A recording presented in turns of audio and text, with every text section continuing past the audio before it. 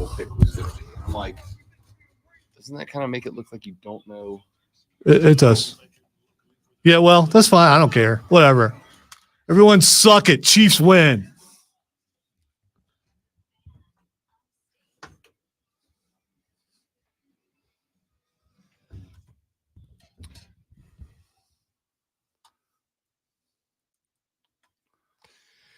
And away we go, ladies and gentlemen, boys and girls, children of all ages. Welcome in. It's Monday. It's Super Bowl hangover Monday. I don't have one. I was a responsible bleep you o'clock in the morning ariser this AM. Were you? Because I was up very late. I don't want to point out the fact that I got here first, and I'm like, okay, that was my first thought. I apologize.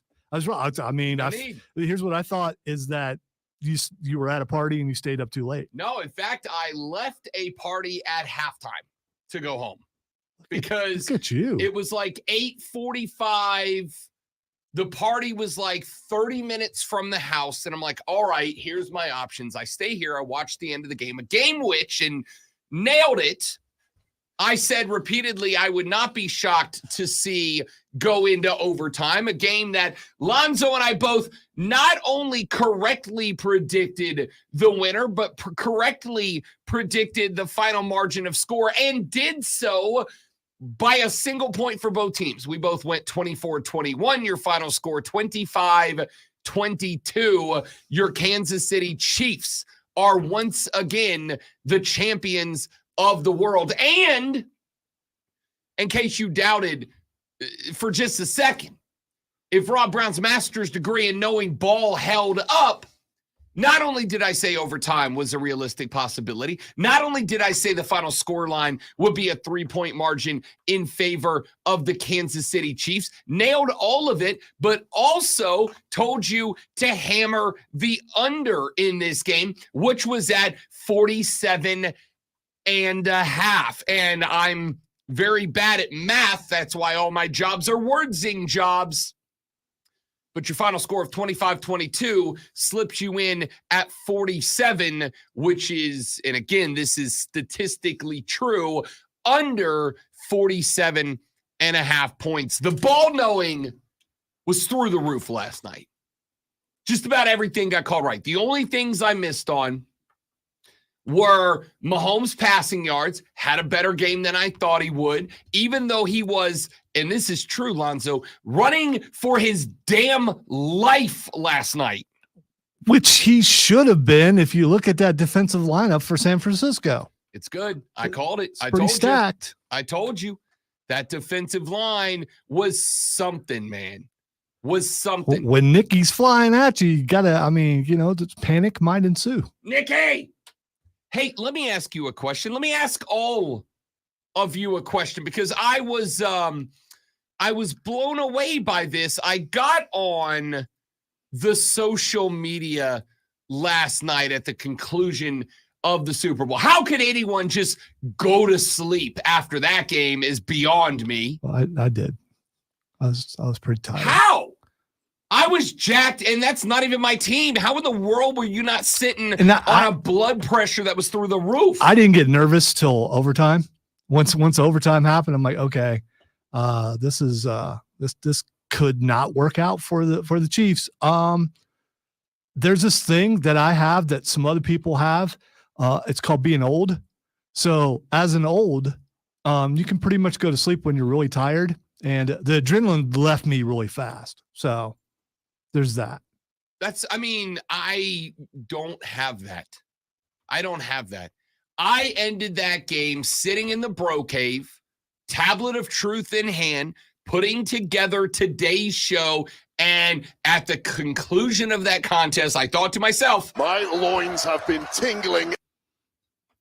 It was unbelievable. So here's my question. Yeah, you just had a colonoscopy. So it's all right. That was like 4 months ago. Yeah, no, that means you're good. So if they're tingling, it's all right. My loins have been tingling. And if you haven't had one, you should go out and do that after Yeah, get it the done. age of 40. Yeah, Get yeah. it done. Get it done. It's nothing. It's I the don't want greatest people- nap you'll ever take. Yeah, I don't want people to think that I wasn't excited about my team. Trust me, on edge. I'm sure my wife was up a couple more hours because she can't wind down as fast as I can, and she was pretty hyped. And Miss Lisa don't get hype. She stays hype. she is the hype. I don't know how I went to sleep, but I did. I think it's I don't know how because you did either. it's because I needed to. I don't know how you did either. It was an hour past my bedtime. I will tell you that. And I'm going, come on. They just said a defensive thing could end it. And Cameron said, so a safety would end it? I was like, I think so. Yep. Let's get a safety. Let's Yep. do this. I want to go to bed. And then an hour later, Zoe said, I need you to win so I can go to bed. true sign of age. I get it. I respect it. I was nowhere near that. I was jacked up, as the kids say. And when I got on the social media last night, a verifiable mistake, what did I see but a whole lot of people saying publicly and on purpose that game was boring?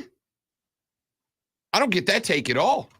I don't get that take in the least. That game was not boring. If you were expecting a 200-point shootout, that I understand, but the game wasn't boring. I saw somebody tweet, they were like, imagine the number of Swifties that tuned into this game and thought that's what y'all all get jacked up about. And it was one of those games to me that I thought, if that game didn't get you, if you didn't think to yourself, My loins have been tingling. then you're doing it wrong, because that game was perfect. I like your social media. It's different than mine because mine is, told you it was scripted. They'd find a way. They found a way for Kansas City to win. It's like, shut up, man. That was a defensive game. It was a really good game overall. Sorry, just like who said it was going to be? Yeah, okay. Right here on the Rob Brown show, it was uttered.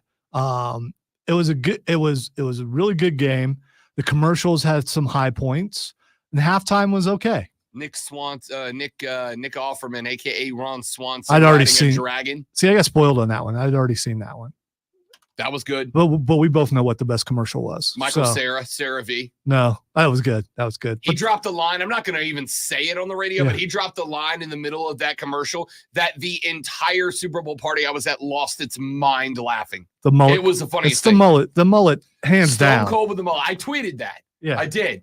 Kawasaki with commercial of the night for putting a big old freedom-loving mullet on Stone Cold's infamously bald head. Was pretty good. There were a few that were solid. I will say this year's better than last year's as far as the commercials go, Yeah, I agree. both in quantity and in quality. It feels like last year wasn't really about like a commercial standing out, and it felt like the ad execs this year were like, nobody talked about those commercials last year. We got to get back on the right side of this. Neighbor. This lady is in labor. Dude, that one was real good. That one was genuinely good. And the Danny DeVito cameo at the end made it perfect. Well, Made it perfect. They are twins. Yeah, they so are it's, twins. it's not a surprise. Yeah. It was perfect. There were some real good ones. We'll talk about those later on in the radio broadcast. Here is. Should we address that on the stream? Oh, we're by the way? coming to that. Miss April, you stick right there. We're coming to that here in just mere moments from now. By the way, we're on Facebook, YouTube, Twitch, and the X. Sure if you- are. Yeah. If you want to check us out on video. Search the Rob Brown Show and the Fan Upstate. You can get them there. You can get them both there. So I will say the most controversial take I had last night. Usher's halftime show was okay. It was Yeah. good. It was, yeah, that's the thing. It was good. It was It was okay. good. You know what it is? Last year's was so good. Last year's was Yeah. dope. Last year's was genuinely good. Usher was good. I will tell you the easily the high points were Alicia Keys, and then Usher had to make it weird. All right, you get your hands off that lady. All right, Yeah, it was. get your hands off that poor lady. I mean, come on. Yeah, I mean, if you could dance like that and you could anyway. Get your hands off Alicia Keys, Ursher. I love that guy from Fast and Furious was on there, though. I didn't know that he did something other than acting. I mean, Luda.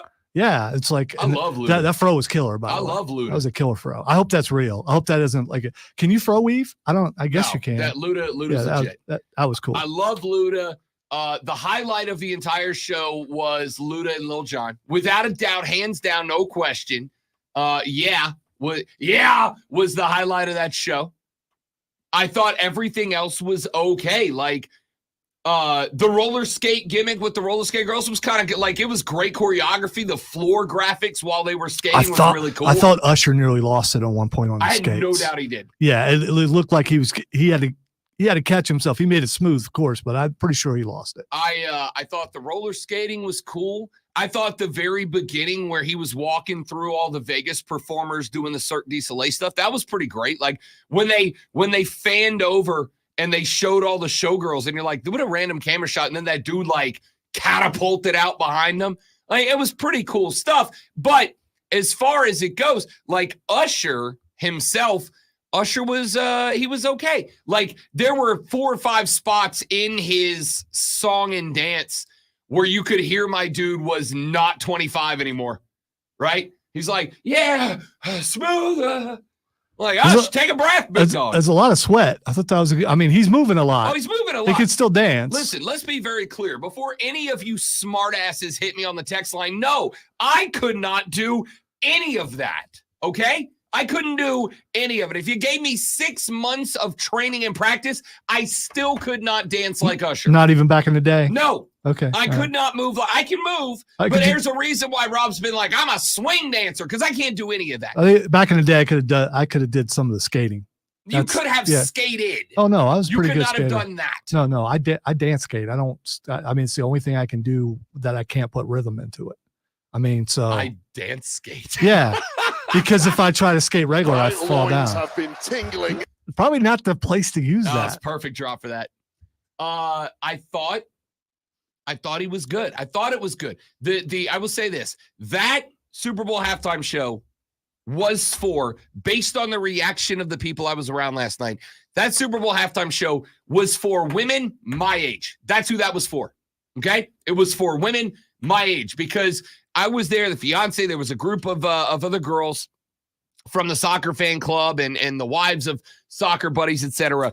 And it sounded like floor at a Taylor Swift concert when Usher came out. When he lost the jacket and the tank top came off and he went shirtless, they were screaming like high school girls, to the point that my fiance was like, I have to go in the other room. I'm trying to hear the, music of the music halftime show. That's what I'm going for. I want to hear the music of the musical halftime show. But I can't blame him. Usher did fine. I thought Alicia Keys, Luda, and Lil Jon were without question the highlights of that halftime show. And outside of that, let's just be for real, ain't nobody topping Prince. I heard somebody say last night at that party, they were like, that's up there with Prince. No, it's not. It's not. No, it's not. You know what? I'd put Katy Perry above it because she came out on that giant elephant thing or whatever that was. Listen, Katy Perry got it because of Left Shark. Left Shark made that whole halftime show. There was that too. But yeah, you're not getting Prince. You're just not. But is that argument? Is that Michael Jordan is the best of all time? Prince is the best of all. It was pretty good.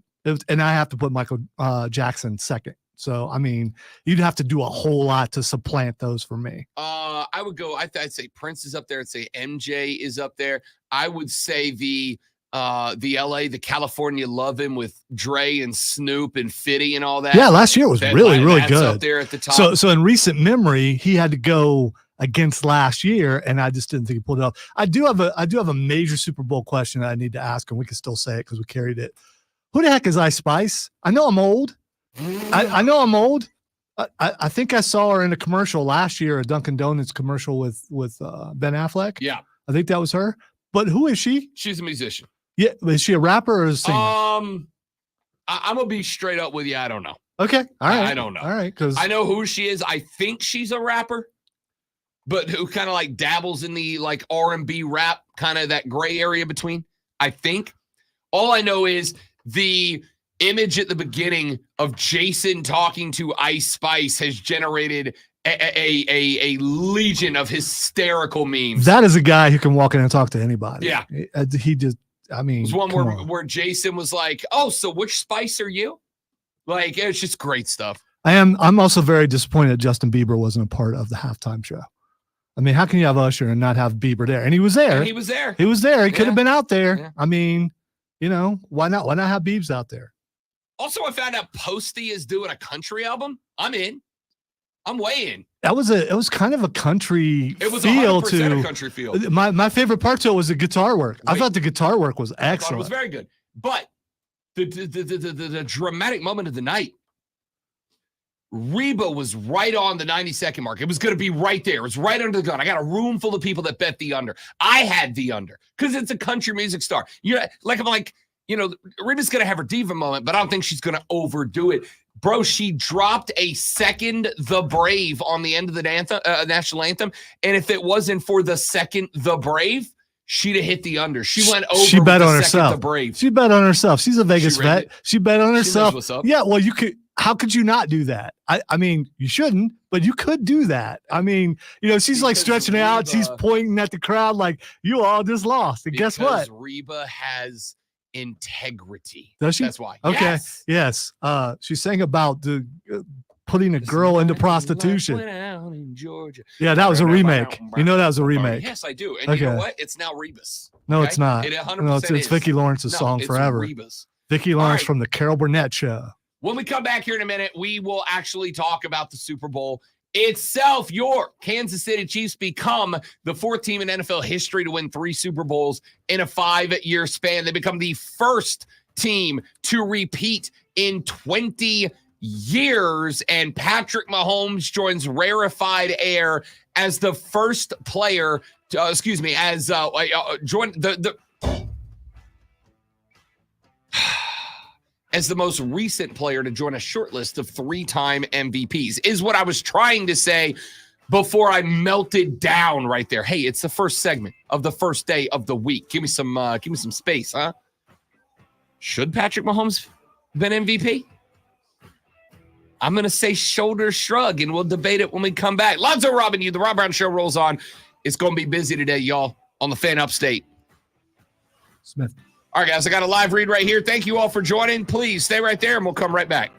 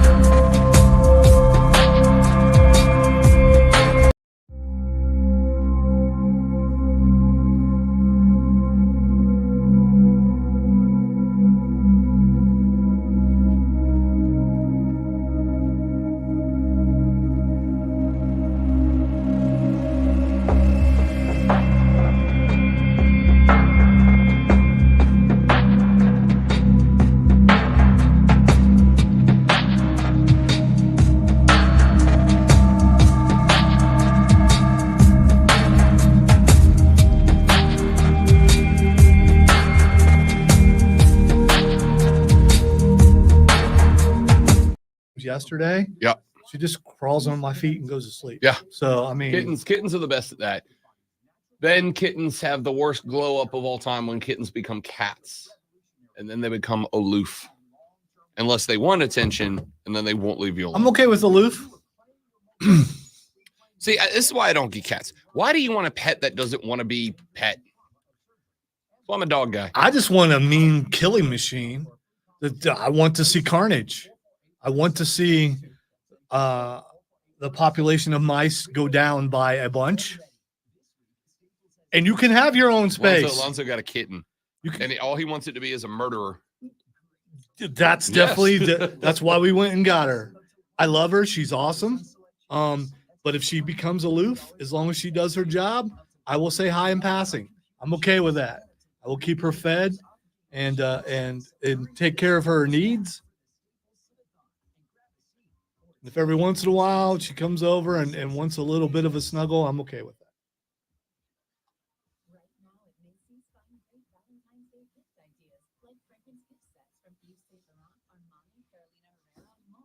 And I do picture her while we're going to all the places that I kept her out of yesterday. All right, he's not here to stop me. I'm going there, like behind the TV and stuff like that. How do you keep a cat from chewing on cords, though? She's already found a couple cords that she wants to chew on. That's a problem. Spray bottle. Okay. Can't do that when you're not there, though.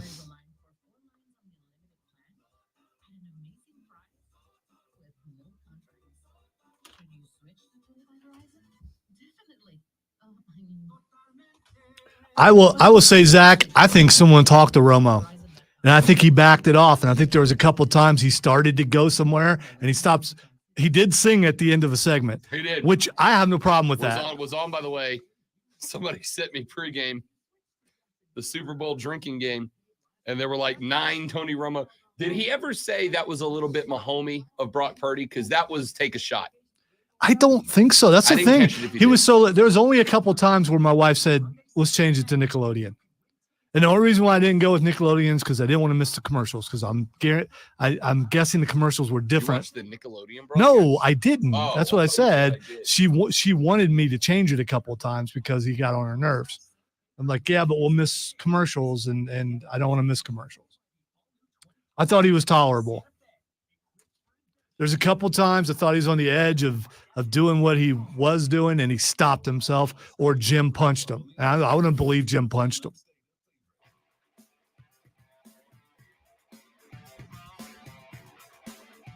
So let's talk about the X's and O's. Let's talk about the Jimmies and the Mahomes of Super Bowl 58 last night. 25-22, your final in an overtime contest that I thought, frankly, was a fantastic football game. I thoroughly enjoyed it. As I told you going in, I thought it was a game the under was going to cash because I thought you had 2 elite defenses out there. War of attrition very clearly won by Kansas City with Greenlaw going down. Debo missed some time, obviously fought to get back on the football field, but was out for a hot minute. Good game, real good game. Here's the big question that's been going around. Did the 49ers make a mistake by taking the ball first in overtime? And the answer to me was no. The drive that Kansas City put together late in that game took for damn ever and was exhausting. You know that your defense is gassed. You know that your defense is winded. And you know 15's on the other side. By the way, is Mahomes the only guy in the game right now that we're referring to by his number? Is there anybody else we're doing that for? I don't think there is. That's just where that guy is. So you know 15's on the other side. You know that Kansas City's got the momentum in their corner. And you know that these are the moments that the Kansas City Chiefs just keep being the Kansas City Chiefs. And I think the only way to take the air out of the football in that position is to go score first. Your defense is gassed. Your offense is fresh. You have got whether or not it translates to the scoreboard or not, if you are San Francisco, you've got more skill position talent than Kansas City does. I think I can say, without hesitation, roster to roster, San Francisco's better on paper. But it doesn't matter what they look like on paper. What matters what they look like on the scoreboard at the end of the game. And talent alone does not a football team make. By the way, I completely agree. I don't think you can look at that San Francisco roster and not go, man, they're stacked here, they're stacked here. They were stacked pretty much everywhere. Yeah. And even their kicker, who supposedly, although he did miss the extra point, that hurt them. They got blocked. Yeah. But other than that, I mean, he did pretty well last night. So and how big did that XP come into? It did. I mean, unbelievable. So to me, I understand there's going to be a lot of people, and let's call it what it is. There's going to be a lot of folks who are going to Monday morning quarterback. It's very easy to pick out the mistakes that were made on Monday morning. I had zero issue, none, with that team trying to score first in overtime. A lot of people hitting you with, oh, you should have kicked. You should have let Mahomes have the ball first. You should have let your defense was gassed, man. Your defense is exhausted. And if your defense is exhausted, trying to keep pace with Patrick Mahomes and the momentum is a tough thing to do. And the only way you don't do that is if you go out there and punch one into the end zone. And let's be clear, San Francisco got real close. Fell apart in the final 10 yards, real close to punching in, taking the air out of the stadium, taking the juice out of Kansas City, and creating a situation where Kansas City has to score a touchdown just to keep the game going. The pressure was on them. You created, and every series is a 4-down series world for Kansas City by getting the field goal. And even with that, you could feel the thickness of that moment in the air. Now, Kansas City, if you ask me for a team that I think can respond in a moment like that, obviously it's Mahomes and the Chiefs.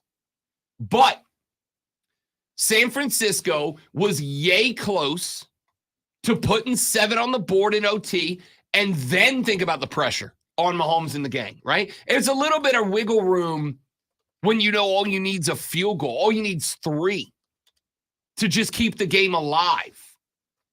If you had to have 7, that's a different world, and I understand that they didn't get it. But this isn't an argument about what did happen. It's an argument as to how we got to where what did happen. And I'm watching this morning on social media, people busting up Kyle Shanahan. Look, it's real easy to wake up on a Monday morning and act like you are the smartest football guy in the room. Did you say it last night when that announcement to start overtime got made? Did you say it then? Did you tweet it then? Or are you tweeting with your chest this morning now that the game's in the record books? Because I'm going to tell you, I had no problem. If you want a conversation about where Shanahan went wrong, and there were some spots Shanahan got straight up outcoached. It's a lovely camera angle you're working with there, Lonzo. I like it a lot. There were a lot of spots that probably happened because someone's over there bumping their microphone and it stuff. Probably is. Yeah, You're right. It could be that. Probably right. And I was doing other things, didn't notice. You're welcome for belly cam. There were some spots that Shanahan got outcoached. There were a couple of spots where there was some clock management. I thought Shanahan not getting on his special teams last night about taking care of the football. The game was the muffed punt, right? How do you not have your guys understand, especially considering there were 2 to 3 moments in that game last night on punt returns where I'm watching guys like Ray make some pretty big mistakes as far as knowing where the ball is, knowing where it's going, knowing to call the fair catch, knowing to call Peter. there were some spots that I thought San Francisco just straight up mismanaged the football contest. And if you open the door like that for Andy Reid, he's not going to walk through it. He's going to kick it the hell off the hinges. And that's what he did last night. I thought there were some spots that the moment maybe got a bit too big. And I hate this because I like Kyle Shanahan a lot. I like his offense.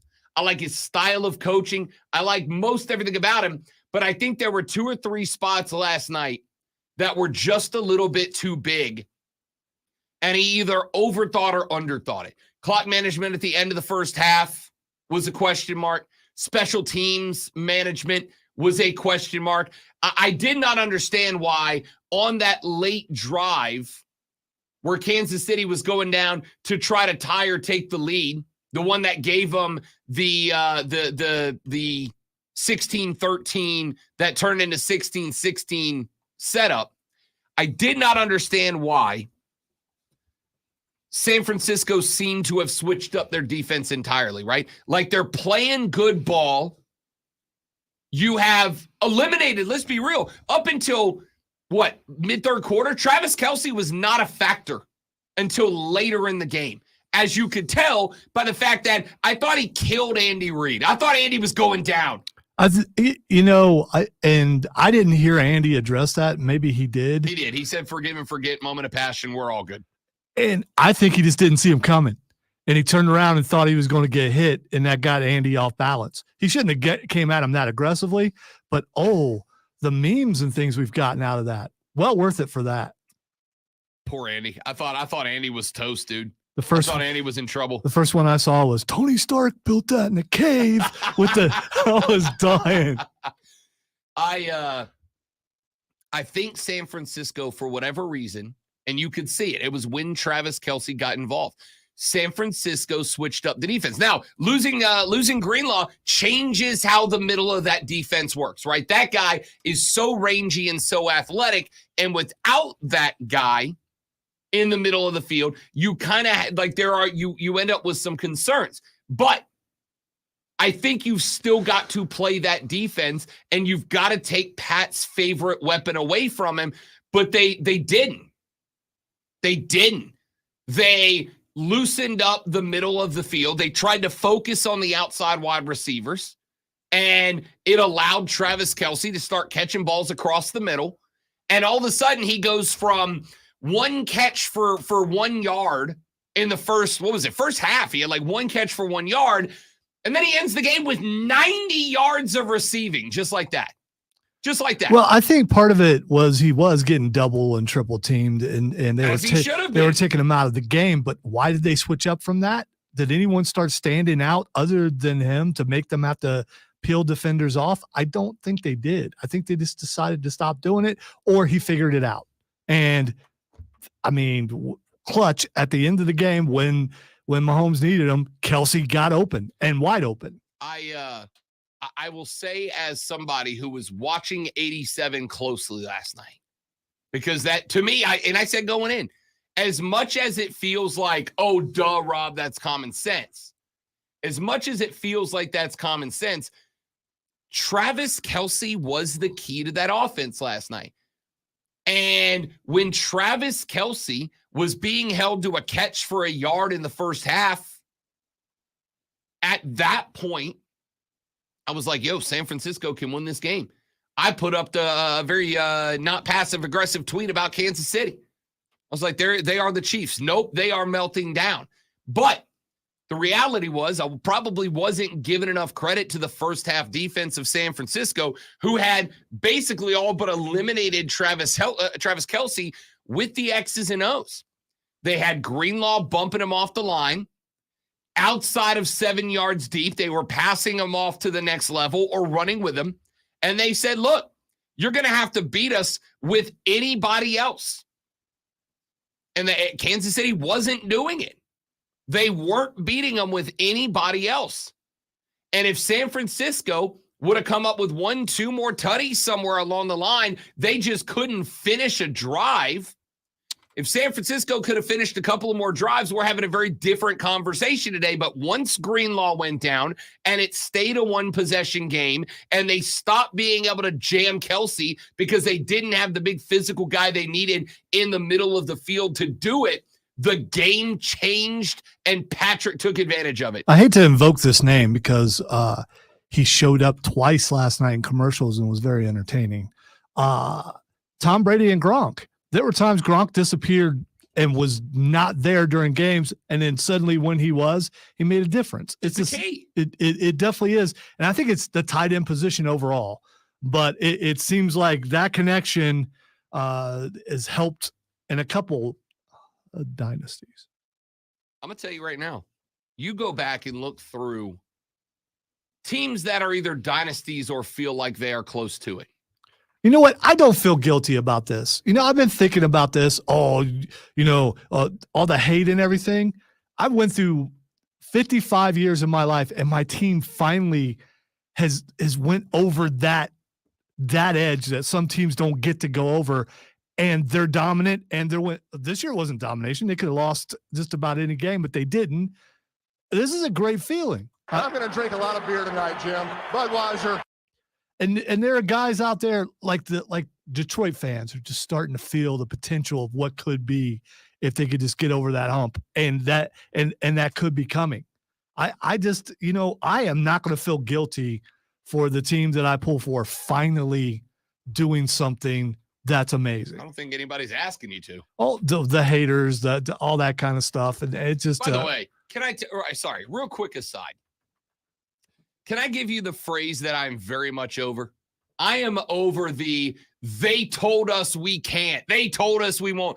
I'm watching Usher climb on stage and he goes, they told me I wouldn't be here. I'm like, who told you that, Usher? You've been famous since you were like 19, bro. All right. Are you about to disrespect the Chiefs again? One day after this, are you about to do that? Are you about to do that? Yes. Because it sounds like you're about to do that. Yes. Because if I can rig the game like I did last night by disrespecting the Chiefs all the way to me winning a buttload of money by betting on them, I will do it again next year. I would call it Actually, I won't, because the Super Bowl's in New Orleans, and I'd really like to be team number 2 that wins it at home. Well, it's the Reba method. So, I mean, if you want to go Reba method, you go ahead. Disrespectful. So, I'm really tired of. They told me nobody told you couldn't. No, you were literally the odds-on favorite to win the Super Bowl going into the season. Nobody told you can't do it. Stop it. Hey, they told us we couldn't win back-to-back Nobody awards told you on the that. show. Yeah, Nobody told you that. Yeah, they did. Literally, no one said they that. Did. Who's Rob? They. No one said that. Listen, it's a collective of theys. I mean, you don't want to throw names out there because you don't want to do that. That's that's like snitching. You don't want to do that. As good at anything as they is at remaining unidentified, because I got to tell you, I hear a lot of they want, they do, they say, they this, they that, and every time I go, that's great. Who's they? It's always. You know who it is, Rob. It's they. You shouldn't be upset because they obviously don't know ball and you do. So I mean, why do they bother you? Because I'm it's just so why can't people just go, yeah, we're good. We're the best. What do you want? We're the best. We're the best at this thing that we do. Why the false? They said we couldn't do it. Nobody said you couldn't do it, Travis. Nobody said that. Everybody said you should do it. In fact, most people said it'd be a disappointment if you don't do it. A lot of disrespect this past year. Different announcers going, yeah, the Chiefs are struggling here. This is not going to be their year. There was that kind of stuff out there, and you had to have heard it early on in the season when they were struggling. So that was there, and they took it to heart, and they used that as motivation. Here's the problem. The haters. Yeah, and they're hater tots. They like to drink their haterade and eat their hater tots. Here's the problem with Super Bowl winners. A lot of times, this is why we don't see repeats. They come back and they're complacent and they don't have the hunger and the drive and all the doubt early on in the season because the Chiefs were struggling. They use that as motivation. And that's why we hadn't had a back-to-back in almost 20 years. I don't think you see a lot of repeats because, I mean, I'm sure that has something to do with it. But I don't think you see a lot of repeats because now, and good luck with this, now's the point where a bunch of guys who were on the team but did not make the team are going to say, I'd like superstar money now, please. Which I don't blame them. The average NFL career is not even 4 years long. So I don't blame them. But now's the point where you're going to get a bunch of guys who were on the team but aren't the reason you won the Super Bowl going, I want superstar money, and you're going to see your team break up a little bit. If you're Kadarius Toney, do you accept your ring? I mean, yeah, just so I say I have one, but. Well, he already has one. This would be the second one. Toney getting bumped from the roster. Active scratch. Social media, it's effective in many ways. A week after he's like, well, 2 weeks ago, I ain't hurt, they lying. And then leading up to the Super Bowl, I ain't said that. Bro, we have Instagram Live. We all saw it. Followed by the last minute healthy scratch from the team. Oh, what a drama. All right, let's take a break. We'll keep going with this. We're going to talk Lonzo, you guys. Lonzo said that Tony Romo was, and I quote, bearable. That's pretty good. That's an upgrade. Texas said Travis Kelce running into Andy Reid and screaming in his face should be red flags for Taylor Swift. We're going to talk about that.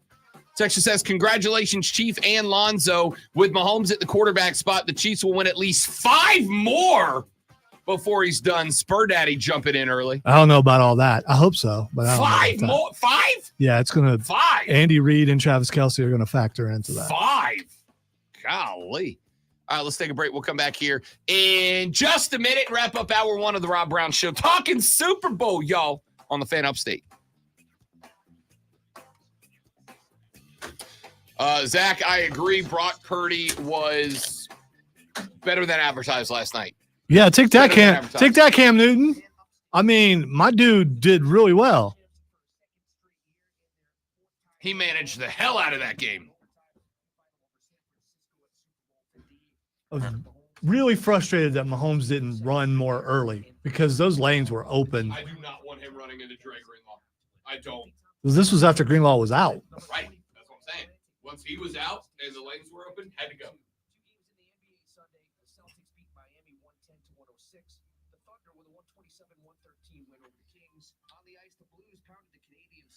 Here's the thing, Zach. So I don't know if I want to comment too much because it was Bill O'Brien and now suddenly he's gone. So until they actually start practicing, is he the offensive coordinator? I don't know. I mean, on paper, he's the offensive coordinator, but so was O'Brien. And then suddenly I'm like, I start reading Chip Kelly, the new offensive was like, what happened to O'Brien? And then turns out he took a head coaching job somewhere that quick. And it's like, I don't know. Bob? Yeah. I think Chip Kelly and Ryan Day will clash. That's what I think, but we'll see. But if you have the chance to be an offensive coordinator with what Ohio State's going to have next year, taking a $4 million pay cut to go to Ohio State. Maybe he knows that if Ryan Day loses to Michigan again, he's out, and then Chip Kelly gets to be the coach of the Buckeyes. I mean, there's got to be some thoughts in your head about that. Probably, maybe. I don't know. It could be Ryan Day. By the way, Ryan Day is not an idiot. He is. He was deemed an offensive genius for a while, and he just can't beat Michigan, or he couldn't beat Jim Harbaugh. We're going to find out. Is it Michigan or was it Harbaugh? Because Harbaugh is gone, and so are a bunch of his coaches. He took a bunch of them with him. So, although technically Harbaugh wasn't coaching when Ryan Day lost.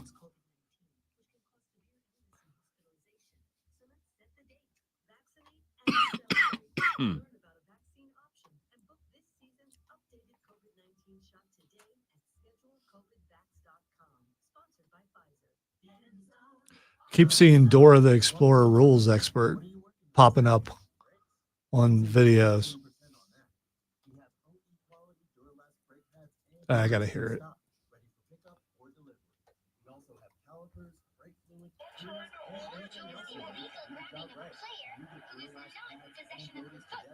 Offensive or defensive players can be called for holding. Say it with us. Players no holding. That's kind of awesome. Now I wish I I've would only have. seen clips of it, but from what I understand, the dude who was doing Patrick was hilarious during the game. Apparently, they were talking about how hard Brock Purdy studies the game, and Patrick was like, "What's that?" Noah was having this whole conversation with him about what studying means, and Patrick just did not understand it. Isn't Bill Fagerbeck the voice of Patrick? Used to be on Coach. He was the one. Hey, Coach. That's him.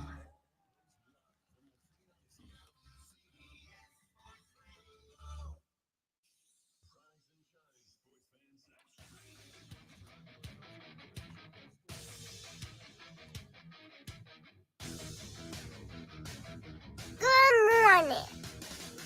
I'm shocked you didn't open with that TBH.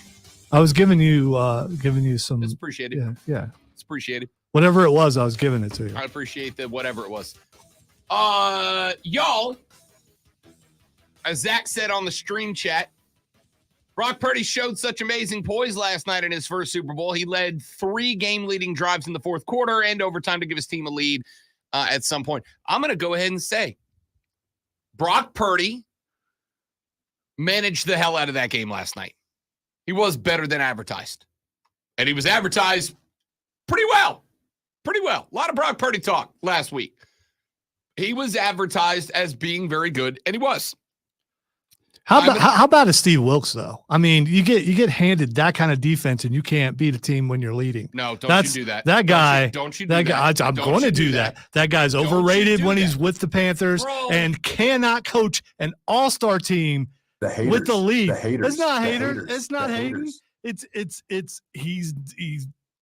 He needs to move on. Yes, I mean, he needs to go manage a 7-Eleven. That's what he needs to do, because he can't coach that all-star defense to beat the Chiefs and win the Super Bowl. He held Patrick Mahomes to 22 regular time points. Okay, what is how pathetic? he didn't do anything different than How what attra- than what Mahomes' average was for the season. I mean, come on. You want to take a coach down? You go after Kyle Shanahan scoring 22 with that. Well, conglomeration of talent. ultimately, he hired Wilkes, so that makes him responsible for that too. Dude, yes. I don't listen. Today should be your day for victory laps. Yeah, I Not hating. it would not shock me if there's not a change on that side of the Dude, ball. straight up and entirely. If you put this on Steve Wilkes, you don't know it. You don't know ball. Okay, I don't understand why you're getting angry. I'm Because- giving my honest opinion about someone who was overrated when he was with the Panthers. He took over an all-star defense and couldn't keep the Chiefs from winning in overtime. Part of that is the defense's problem, isn't it?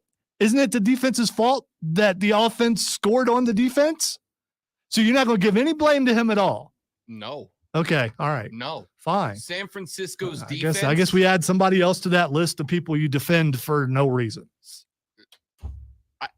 Dude, he held the Chiefs offense to 22 points. Again, what was the Chiefs' average score for the entire season? I can look it up, or you can look it up. He didn't do anything amazing. Did the Chiefs play the same ball in the regular season as they did in the postseason when they went into when they defended the house in the Yes, freezing cold they against Miami? barely win. That's they what they went to did the Baltimore? entire season, was barely win. Dude, listen. If you put this on Steve Wilkes, I got nothing. I got nothing. I don't know how to argue with You're that. right. You don't have anything. He didn't stop them. That means it's his fault. That's how it works. The coaches take the blame. Hey, man, if I would have coached better, we would have won. Yes, you're right. You know how you claim I defend guys with I just no think reason not to? you're really being a contrarian, because you're going against what my opinion. That makes you a contrarian.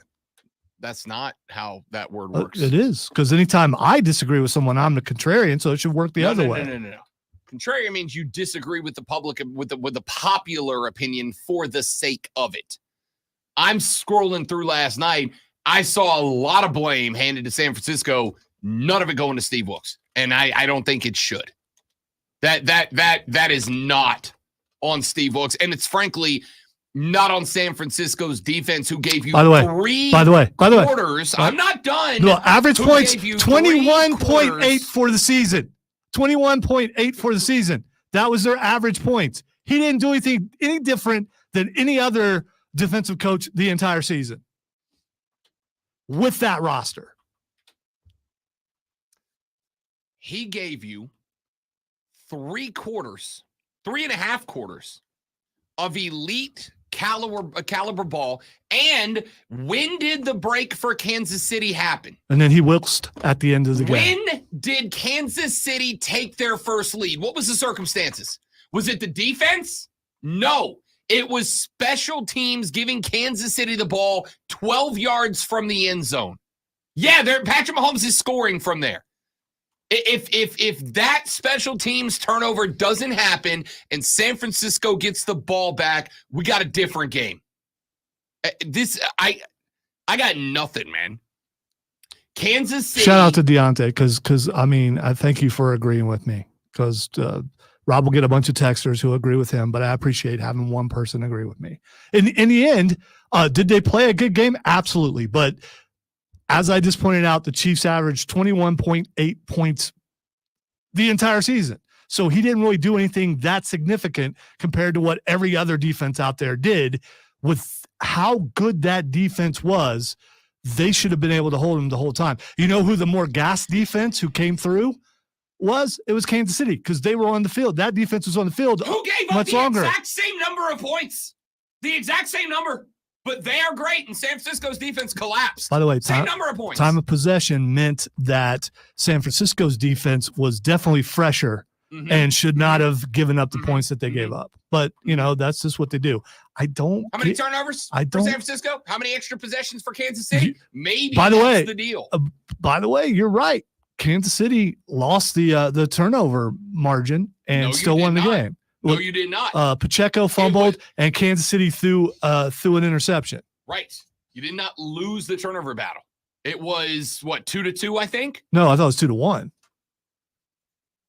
Either way. No, it might have been 2-2 because of that kickoff. Or a punt. If you are rolling out there and holding Mahomes in a Super Bowl to 22 points, and with Ayuk you did and an Debo average and job. And Witter, did an average job. Way to go. Way to go, Wilkes. Average job. You could have done better. You knower of ball. If you had that roster, you would have held them to less points, not the average amount of points that they normally score. If your offense goes out there with Christian McCaffrey, with George Kittle, with Debo Samuel, with Brandon Ayuk, and you score 22 points in a game, this is on San Francisco's offense for not finishing drives. Steve Wilkes and the 49er defense did everything you can do against a three-time Super Bowl MVP, against a repeat champ, against a guy who has gone to 6 straight AFC title games and won most of them, against the guy that has basically only been taken down by Tom Brady. It is not unfair to ask San Francisco to be able to score 23 points in a game. That's not unfair. It's not unfair to ask that stellar defense to stop Kansas City from scoring and winning. Someone has to win. Someone has to lose. Blame needs to be given where it's deserved to be given on the defensive coordinator and the offensive coordinator. You can't just say, it was all Shannon. Just because you said that doesn't, because you will not put blame on Wilkes because for some reason you're defending him. I don't understand. I hope that I'm on that list of people you defend the way you defend some of these guys because it doesn't make sense. Guy's an average coach. Good for him. I hope you enjoy your pay with that kind of defense, and that's all you could do. All you could do. Chase Young and Nick Bosa and all those guys, and that's all you could do. Until Shameful. They got beat up on the injury front. They lost one guy. They lost 2 guys. Who was the other guy? Now I forgot who it was. But they lost 2 guys, including the guy who, for an entire half, Plus, held Travis Kelce to 1 yard for 1 catch. And oh, by the way, you were this close to a first half shutout. You can't do better. If I can't get Kittle and Ayuk and McCaffrey and Purdy and Samuel to give me 23 points in a game, that's on the offense, not the defense. Sports Flash.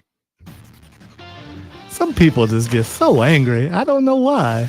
It took overtime and some late game heroics, but the Kansas City Chiefs are NFL champions once again. The repeat was secured with a 25-22 overtime win, which was predicted here on the best show in all of sports over San Francisco in Super Bowl 58. Patrick Mahomes was awarded the MVP for a third time, going 34-46 for 333 yards, 2 touchdowns, and unfortunately 1 pick, and 66 yards on the ground. Travis Kelce had 93 yards on 9 grabs, and McCole Hardman had 57 and the game-winning overtime touchdown.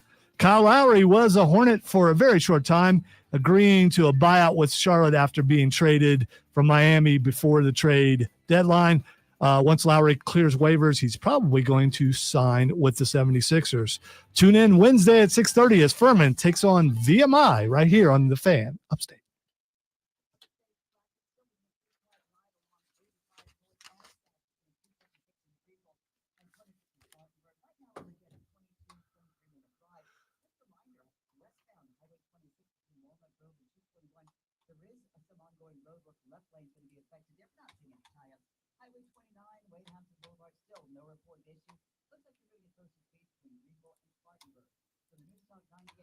Not saying anything else because of Moles.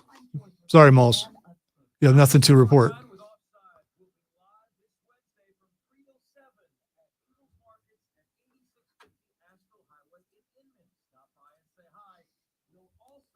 Moles are snitches. I don't know. It's kind of the same thing.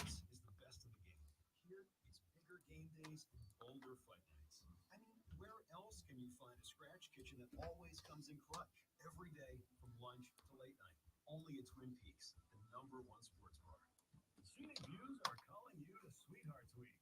Swing by for scenic views wrapped in red. And steal your heart special at the Sweethearts Week costume party, February 11th through 14th. Love the new card, but how did CarPro.com, my new friend? Oh, honey, CarPro.com has the easiest, most wonderful way to find a car. CarPro.com. You now have a friend in the car body business, and it doesn't suck, and it's free. CarPro.com. Unleash your inner Viking with the all-new Hyundai Santa Fe, and you can win tickets to Norway to see Heart live and tons of rock. You and 3 friends, round-trip airfare, 5-night hotel stay, VIP tickets, $500 gift card, and more. Enter now at Odyssey.com/Santa Fe for your chance to win. This epic getaway is made possible by the all-new 2024 Hyundai Santa Fe, equipped for adventure. Check out Heart's tour lineup at heart-music.com. Running a small business is no small task. At Home Trust Bank, we work hard to prepare businesses for whatever tomorrow may bring. Your dreams are our business, and we help you experts to plan for a successful future. Dependable guidance you need and service you appreciate. At Home Trust Bank, we take your small business banking personally. Visit your local Home Trust branch or anytime at htb.com. Member FDIC. Forestry is big business in South Carolina. How can people walking around in the woods be big business? Forestry is everything that's part of the wood product supply chain. It makes up the 3rd largest industry in the state. In fact, the forest industry in South Carolina ranks #1 in jobs, #2 in labor income, and generates an overall economic impact of $23.2 billion. Wow, forestry is big business in South Carolina. South Carolina Forests. They'll grow on you. Sponsored by the South Carolina Forestry Commission, the South Carolina Broadcasters Association, and this station. For the ones who work hard to ensure their I had to get new granola bars because the other ones being coated in chocolate apparently made them not great for you. Yeah, there is that. And these are very like traditional granola bar. So bland and dry. Yeah. And I don't understand how people describe this as a good snack.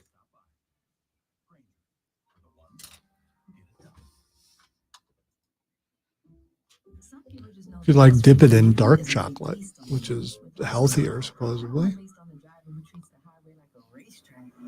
And shoulder like a passing lane? Why pay a rate based on anyone else? Get one based on you with DriveWise from Allstate. Not available in Alaska or California, subject to terms and conditions. Rates are determined by several factors, which vary by state. In some states, participation in DriveWise allows Allstate to use your driving data for purposes of rating. While in some states, your rate could increase with high-risk driving. Generally, safer drivers will safely DriveWise. Allstate Fire and Casualty Insurance Company in Phillies, North Park, Illinois. The Fan. Upstate. Bow, bow, da, down. W246CB Spartanburg. Always live on the free Odyssey app. And check this out. You're on official Rob Brown lockdown. Represents freedom, freedom. Yeah. Manufactured locally for the Carolinas. This is the Rob Brown Show. Only. The Fan. Upstate.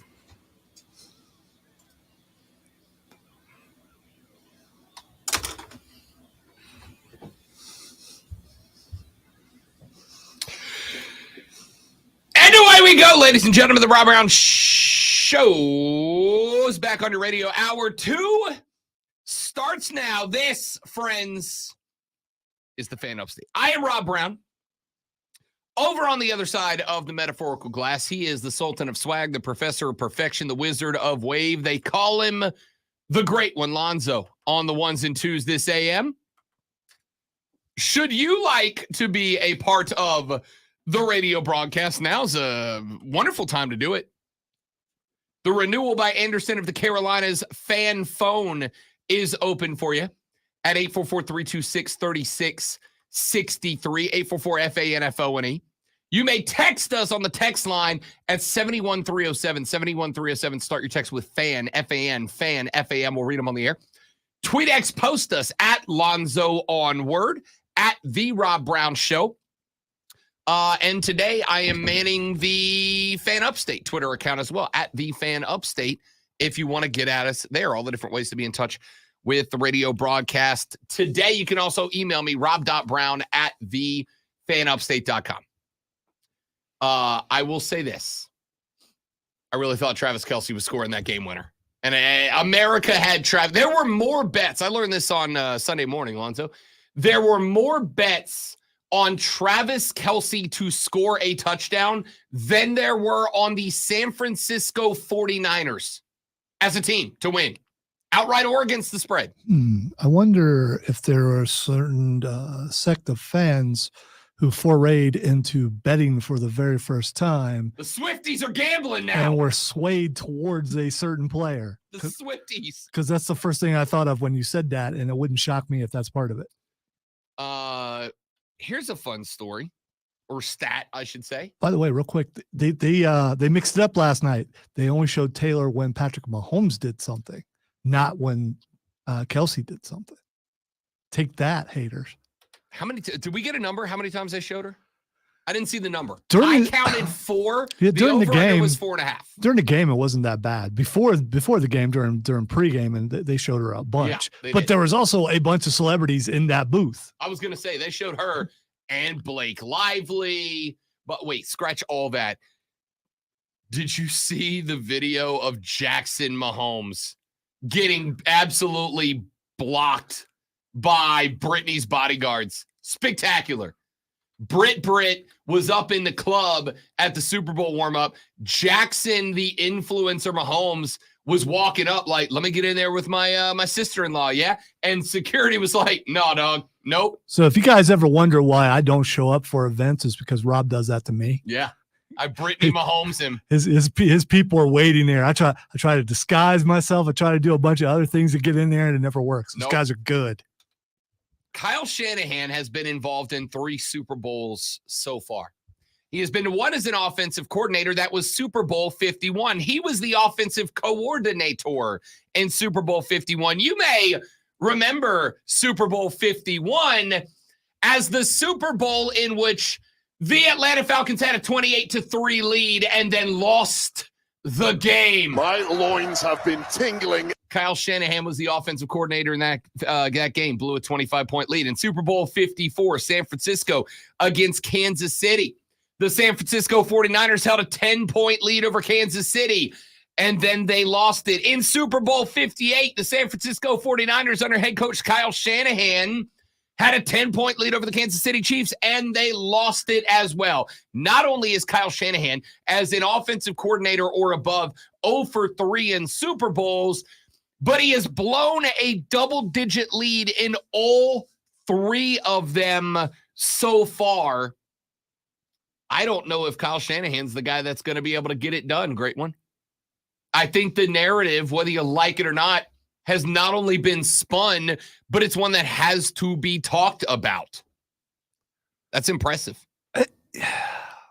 Until he finally wins one, he's going to have to deal with this. Yep. And if he never does, you know what he did? He made it to the Super Bowl a couple of times. There's some coaches that never have the chance to do that. That's also true. He's been to 3 at this point. All right. Okay. There's a video going around now. I got to get to the water cooler cheat sheet. Lonzo, there's a video going on right now after the game last night of Jason Kelce dancing in the club in a Chiefs Rey Mysterio luchador mask. Absolutely getting it. Absolutely getting it. I love that guy. I think now we gotta want to be Jason Kelce when I grow up. Now we got to find out what song was playing. I'm sure you can hear it in the video. I just can't play it yet. I will during the Aren't you curious, though? Also, he showed up to the Super Bowl dressed as Zach from The Hangover. Yeah, I thought that was great. That's It spectacular. was really good. This dude's he's just the best. Hey, guys, gals, y'all, sports fans.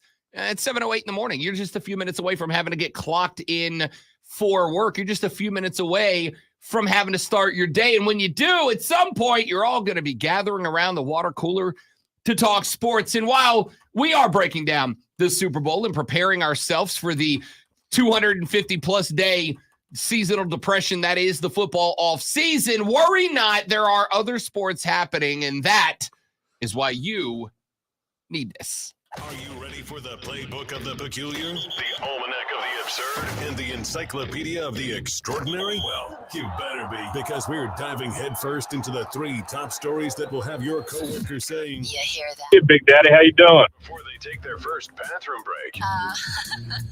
No. Here we go. Welcome to the water cooler cheat sheet on the Fan Upstate. It is the water cooler cheat sheet, the top 3 things you need to know before you get to the office and start talking sports with your friends when the time comes to sit around and discuss the sports with your work proximity associates. These are the stories you'll need to know. Let us begin, ladies and gentlemen, with, obviously, item number 1. It took 4 quarters plus another. But for the second time in as many years, for the third time in 5, the Kansas City Chiefs are the world champions. 25-22, they put down the 49ers with a Mecole Hardman overtime tutty to claim their 3rd Super Bowl championship in half a decade. Patrick Mahomes becomes the 3rd player in NFL history to have 3 Super Bowl MVPs alongside Tom Brady and alongside Joe Montana was your quarterback, you idiot. 34-46 for 333 yards, 2 touchdowns, and 1 interception. He also ran it 9 times for 66. Patrick Mahomes led all Chiefs in rushing last night. Isaiah Pacheco, 18 carries for 59 yards, averaged 3.3 yards per carry. I knew they were going to run Pacheco a lot, but as we mentioned going in, the San Francisco defensive line was very good. It was more about keeping them honest than it was being thoroughly successful on the ground. It was a good stat line for Mahomes. It did take him a little while to get cooking against a pretty good San Francisco defense, but once Patrick Mahomes got into the kitchen, he tore it up as he usually does.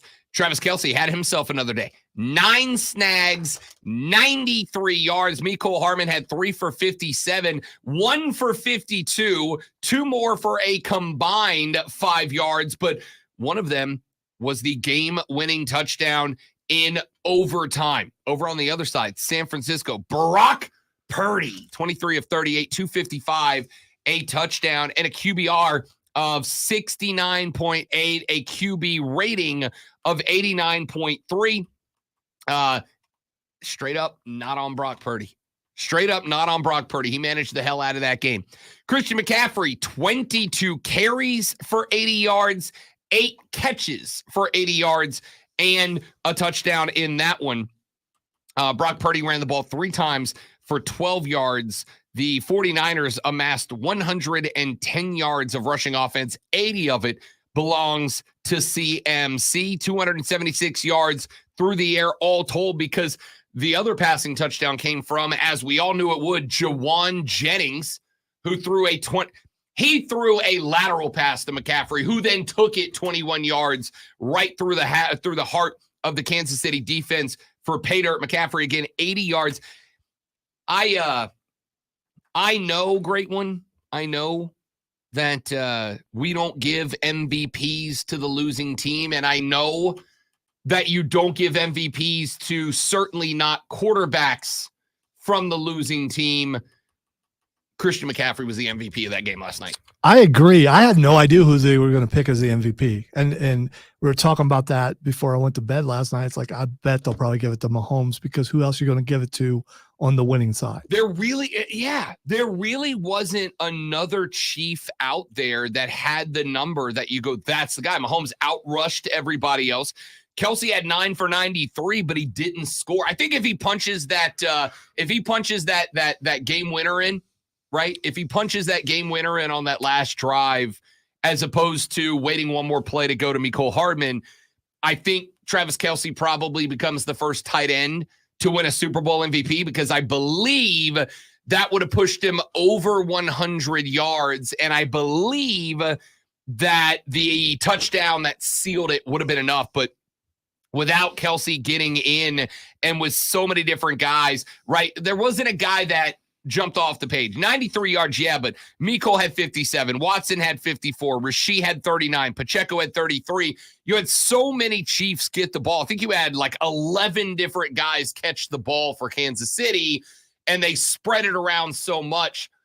It kind of felt like they had to give it to Mahomes, because there wasn't really anybody else that stood out. I mean, Nick Bolton had 13 tackles on the night, and a couple of quarterback hits, but no turnovers there, so you can't really give it there. I think if you're we read through the Super Bowl MVPs on Friday.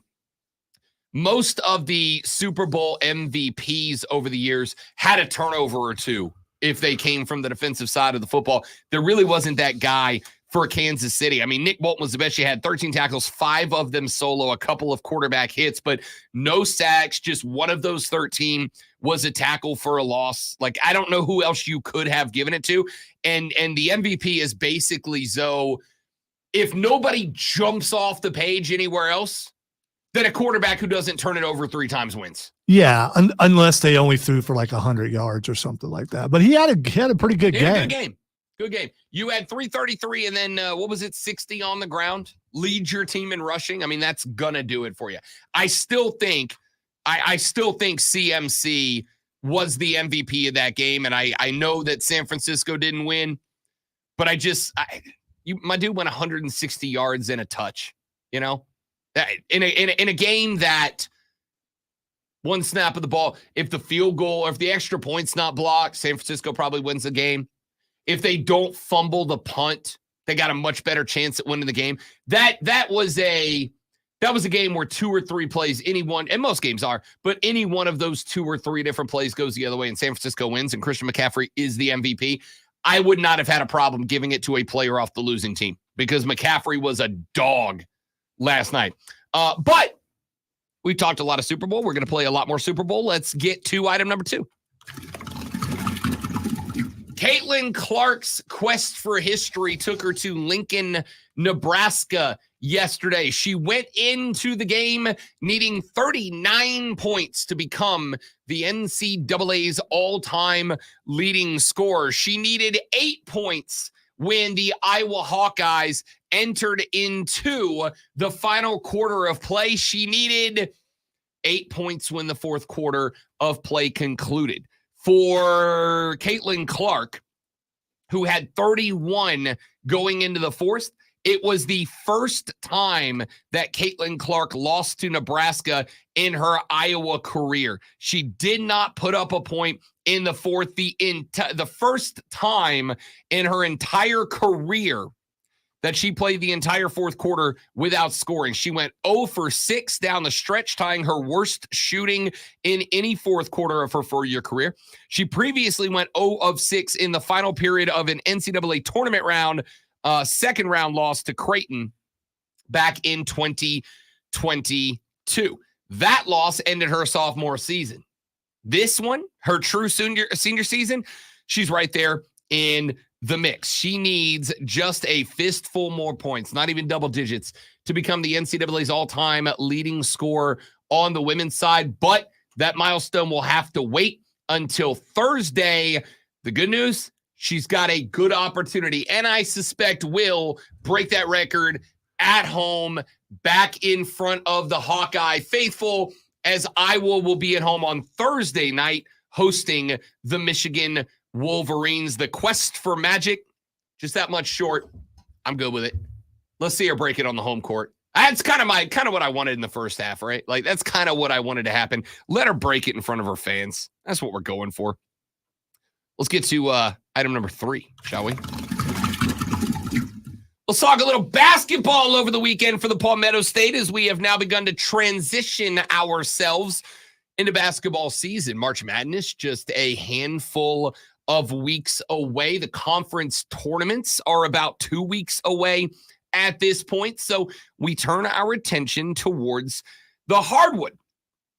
Let's open it up with some ACC play. The Clemson Tigers got a big old win over the North Carolina Tar Heels last week. They wanted to go on the road to Syracuse and keep that momentum. Why? Because going into that game at 16-6, at 5-6 in the Atlantic Coast Conference, and in a pretty good ACC, it felt like Clemson was right there on the bubble. And it felt like, I said on Friday, it's a firm bubble, okay? It's a firm bubble. If the bubble is a spectrum, you're on the good side of it. But I felt like they could not drop any more of the gimme games. And not that Syracuse on the road at the Orange's house is a gimme game, but compared to some of the other ones that they have been through, including that win over North Carolina, this did kind of feel like a must win. Well, they must win it. 77-68 is your final. Shefflin 13, Hall 15, Hunter 14, Gerard III 18. 4 out of 5 starters for Clemson end up in double digits. The Tigers shot on the road 61% from the floor, 43% from the arc, and 70% from the stripe. Those are real good numbers. They also held Syracuse to less than 40% from deep, to less than 31%, less than 40% from the field, less than 31% from deep, and allowed Cuse to take only 15 free throws. They knocked down 11 of them. Everything looked real good for Clemson in a win on the road on Saturday. Coming up in an hour and 20 minutes, John Blau from the Post and Courier is going to join us at 8:40, and we will talk about that win for Clemson. Over on the other side of the state, the Gamecocks of South Carolina had themselves another big game this weekend. Listen, Vanderbilt is not one of the scariest teams in the SEC. That was a team that entered this contest with just 6 wins. They would leave the contest with just 6 wins. Vandy knew what they were up against at 1-9 in conference. South Carolina let them hang around maybe a little bit longer than I would have liked. It was 32-28 with the doors out front at halftime, and a lot of us got a little apprehensive.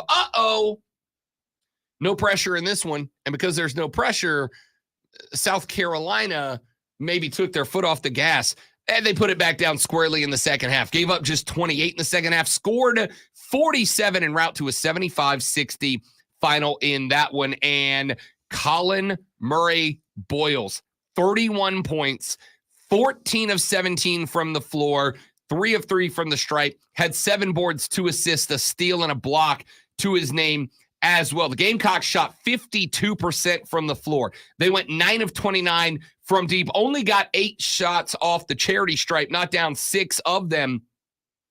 But when you've got a guy like Murray Boyles, who, we've been spending time talking about Michi, talking about BJ Mack, Murray Boyles getting involved and opening up the offense like he did, all of a sudden, this went from South Carolina could make the tournament to, and I mean this, they could win the conference tournament if they play like that.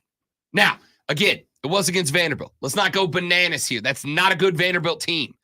But if you're shooting like that at home against Vandy, I need you to give me 80% of that. And you're going to beat most everybody except save Tennessee and Kentucky. You play like that against Tennessee and Kentucky, up the defense a little bit, you got a shot. This team has gotten my interest and intrigue. There's your water cooler cheat sheet, the 3 stories you need to know before you clock in and start talking sports with your amigos this AM. Let us take a break. When we come back here in just a minute, we have been talking a lot of Super Bowl. We stay in the National Football League for just a few more minutes. The season hath concluded. The offseason begins. The Chicago Bears are on the clock, ladies and gentlemen. So, what does this offseason hold for the Carolina Panthers? What does the offseason hold for the rest of the NFC South? What does the offseason hold for the National Football League as we move into this year's offseason? We'll talk about it next on the Rob Brown Show in the Fan Upstate. PC. All right, guys, quick live reading. We're coming right back. Y'all stay right there, please, and thank you.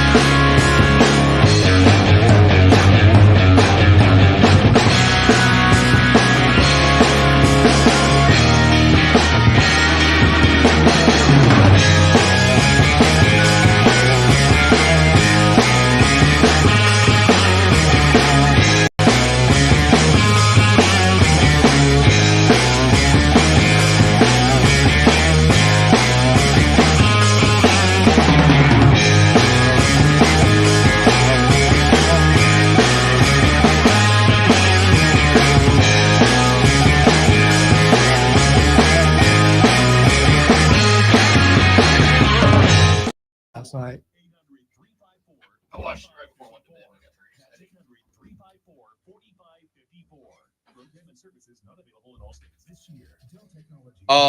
So you've seen the trailer.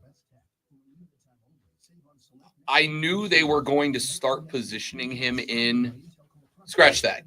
I didn't know how they were going to start positioning him in the MCU.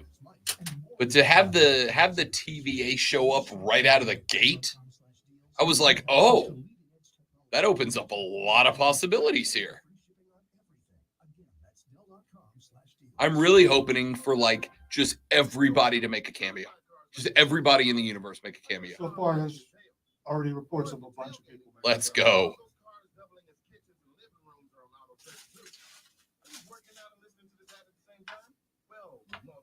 And of course, speculation that you'll see Fantastic Four for the first time. They say that after every movie. Yeah. Okay, no flying cars, but as soon as they get invented, they'll be on Auto Trader. Just you wait. Auto Trader. I'm Tony, and this is the Tony Kornheiser Show. Wow, that makes it sound a bit more serious than it really is. So what exactly is the show about? It's been almost 30 years, and I still don't know. Right now, we have... All right, stream. How's everybody? Did y'all get some sleep last night?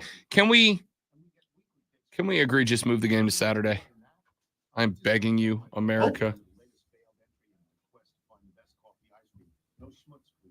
Listen on the Odyssey app or wherever you get your podcast. Still can't believe I got that Raiders of the Lost Ark pop for $8. You got what? I sent you a text. Oh, yeah, the Pop Funko. Yeah, Gotcha. look. You No, said look. pop. You call soda pop. I got very confused. This is big. Yeah. For it, and it's heavy. The Borderlands? Yeah, the rock is heavy It's a as a rock. Yeah.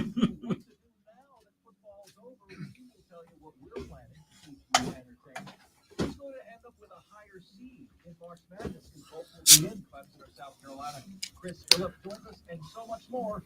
Number one for real afternoon sports talk. Offsides with Mark Ryan. 3 to 7 on the fan. Upstate. Sound off on the text line. 71307. Keyword fan. You're listening to the Tom Brady Show. Upstate.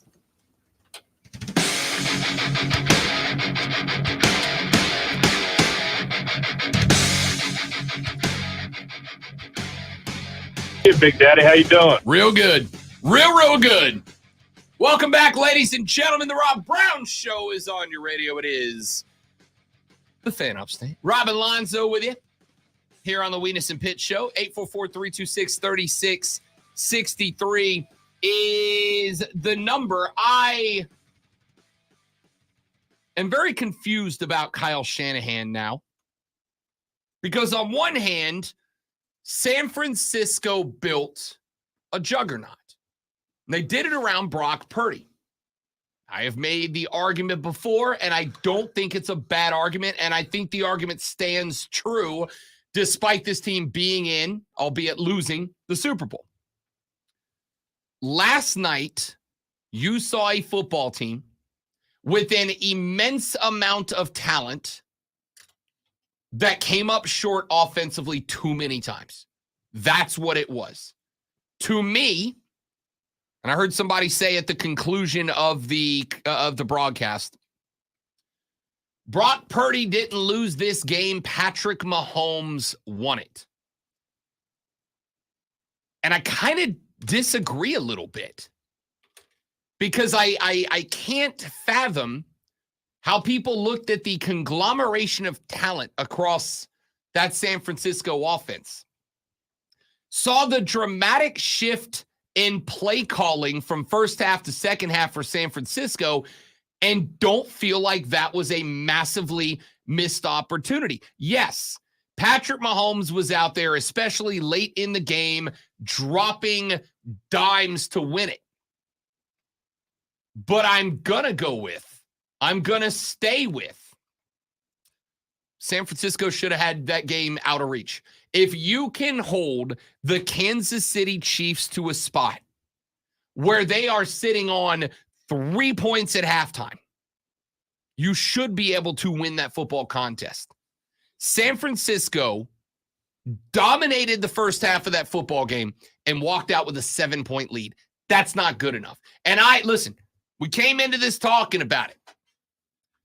Kansas City's defense is real good. They were, depending on what ranking you look at, anywhere from 1 to 4 in terms of total defense during the regular season. It was real good. This is not me out there trying to pass the buck, to pass the blame.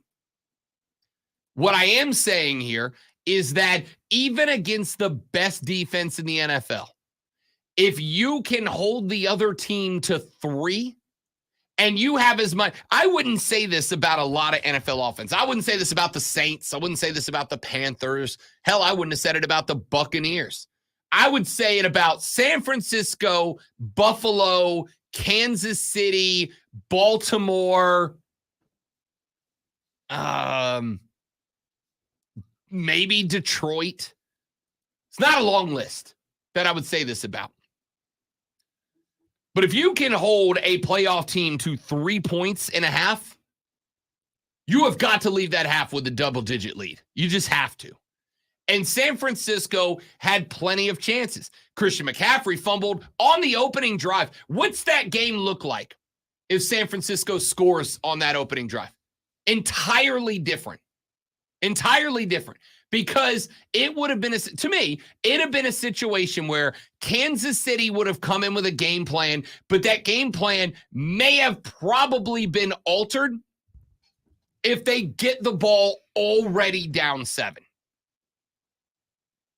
Now, Kyle Shanahan has nothing to do with Christian McCaffrey fumbling the football. I look at head coaches a lot the same way I look at quarterbacks. I need some of y'all to stop putting stuff on them that ain't on them. Shanahan called an opening drive that got San Francisco in the red zone, set them up with a chance to draw first blood, and they turned the ball over. That's not on Kyle Shanahan. What is on Kyle Shanahan is when Christian McCaffrey is gashing the Chiefs. When Christian McCaffrey is averaging in the first half up over 4.5 yards a carry, and then you come out in the second half and all of a sudden you feel like you got to have Brock Purdy throw it 38 times.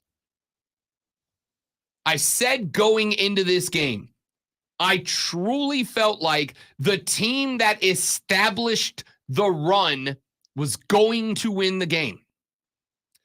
It felt like San Francisco established the run early, and then for whatever reason, they stopped. They stopped. It was like second half, they decided, well, let's let Brock prove himself. And I did not feel that that was the right call. You have on your side of the football, wearing number 23, the best running back in the National Football League. There's a lot of good running backs in the National Football League. If you gave me a fantasy roster build right now, I'm taking Christian McCaffrey, not a question mark. They said last night he led the league in rushing yards. I didn't even realize that. Yeah. He quietly, won the title, as rushing title. If Lamar Jackson had help in Baltimore, Christian McCaffrey would have been your NFL MVP. Zay Flowers and a coaching staff in Baltimore that forgot Gus Johnson was on the team. If he had more help in Baltimore, Christian McCaffrey would have been the MVP. That's how good of a year he had. Out of the running back spot, he would have beat out every quarterback. Not to defend Kyle Shanahan, but he's not the first coach to just go completely away from something working. Oh, no, he's not. It never makes sense why they do that, but you think second half adjustments, maybe the defense stopped them from being able to do what they were doing, but they just kind of just went away from it. Yeah, they just stopped doing it. It's one thing if you establish the run in the first half and you come out the second half and Kansas City's defense just took it away from you. Do you look at trends and go, okay, normally an Andy Reid team will make these adjustments after halftime, so we know they're going to do that, so we're going to go ahead and go this direction? I don't know. What I do know is if something's working for 30, you don't go away from it in 31. I don't think they even tried it in the second half. Now, I will, I watched this game one time. I have not done my rewatch because it ended very late and I was tired. Okay. I'm going to do my rewatch today. But in my first watch, back when we were in the old spot, I would have woken up this morning and I would have watched the game again on the All 22 cam. I will do that this afternoon. On the rewatch, I'm curious to see what Kansas City did differently defensively. But I didn't see anything last night. There are times, and this is something that frustrates me greatly with a lot of coaches. It feels like there are times when they get away from the thing that's working because they think the other team is going to stop it. It's like, make them prove it, right? Make them prove it. Christian McCaffrey, couple of ends arounds, couple of sweeps, couple of swings, couple of screens, had success. And then it felt like in the second half, you know what it felt like to me, and this is what I told the lady friend when we were watching the game, the second half at the house last night. I said, you know what it feels like to me? It feels like to me the conversation all week has been about playoff Patrick. It feels to me like the conversation all week has been, you can't bet against Patrick Mahomes in the playoffs. And it felt to me like Kyle Shanahan kind of took that personally. And it felt to me like Kyle Shanahan kind of was like, hey, Brock, go get your MVP. Go win this game and go get your MVP. And it felt to me in the second half like Kyle Shanahan was trying to send a personal love letter to Cam Newton going, who's the game manager now, dog? That's what it felt like. It felt to me like Kyle Shanahan was trying to prove a point that Brock Purdy is in the conversation with Patrick Mahomes. And I'm not saying he's not. He took this team to a Super Bowl. He did it with an immense amount of talent around him. He did it with an amount of talent that I think there are more quarterbacks that get credit. Scratch that. I think there are a lot of quarterbacks who don't get credit, who, if they were plugged into that offense with that much talent, would have done the same thing. But Brock Purdy had great poise last night, dropped dimes last night. By the way, apparently I said Gus Edwards again. What do you want? I'm a big Gus Edwards guy. You did. I'm a big Gus Edwards guy. The Gus Bus, Gus Johnson. You know who I meant. It felt to me like Kyle Shanahan was saying, hey, this is our dog. This is our guy. This is our QB, and we're going to let him shine. It's like, that's not what works, man. That's not what works. What works is a run game first mentality with the best running back in the league opening up the field for Purdy. I think this is what I have been screaming for 5 weeks when Cam Newton said game manager, and everybody took that as the biggest insult in the history of the National Football League. Is Brock Purdy a game manager? Yes. So are a lot of, if not the majority of quarterbacks who have won a Super Bowl before. Lonzo has talked me into the opinion that Tom Brady is a game manager. The best game manager ever, but a game manager nonetheless. Drew Brees, game manager. Peyton Manning, game manager. I think that San Francisco got to where San Francisco got with a run-first mentality that then opened up the field for Brock Purdy, who has great poise, great touch, great finesse. I'm not arguing any of that. But when you got to the second half and you stopped relying on McCaffrey to tote the rock, all of a sudden the Chiefs' defense looked like the Chiefs' defense. Kyle Shanahan said going into that game that he wanted 30 rushes in the first half. They finished the game with 31. The majority of which came early. They finished the game with 31, and for whatever reason, when they got to like 20, 22, 23, Shanahan said, okay, it's Brock time. Down, Purdy time. And that ain't going to get it. Your success came from running the ball to set up the pass, not throwing the ball to set up the run.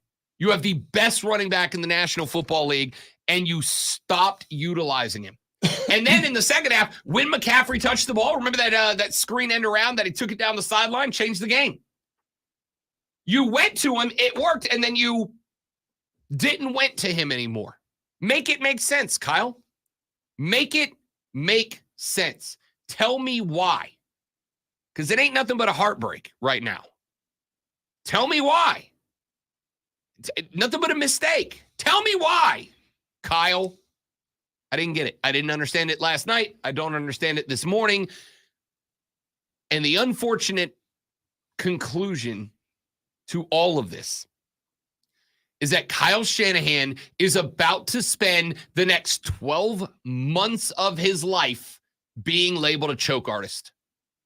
Because it's the third Super Bowl that he's been a coordinator above. It is the third Super Bowl that his team, Atlanta once, San Francisco twice, blew a double-digit lead late in the game. So I get a text last night from one person, and it was Brandon, Atlanta Falcons fan. Noted Atlanta Falcons. Making fun of Shanahan. I get it. 28-3, Kyle Shanahan was the offensive coordinator of that Atlanta team. You remember that Atlanta team that ran it up to 28 and then was allergic to the end zone after that? He was the head coach 2 years ago when Kansas City was down 10 and won the game. He was the head coach last night when Kansas City was down 10 and won the game. Kyle Shanahan is about to spend 12 months being labeled a choke artist, and even I, the defender of NFL coaches who feel like they are off-handed too much of the blame, can't defend him from this, man. Can't defend him from it. You built up a lead, and then you stopped doing the thing that got it for you. You were afraid of Andy Reid. It's just that simple, bro. It really is. Let's take a break. Come back. Wrap up hour 2.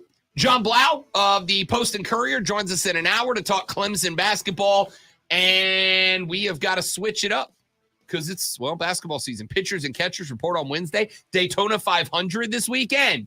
Ain't no off seasons on the Rob Brown Show in the Fan Upstate. Short break, only 2 minutes. Okay.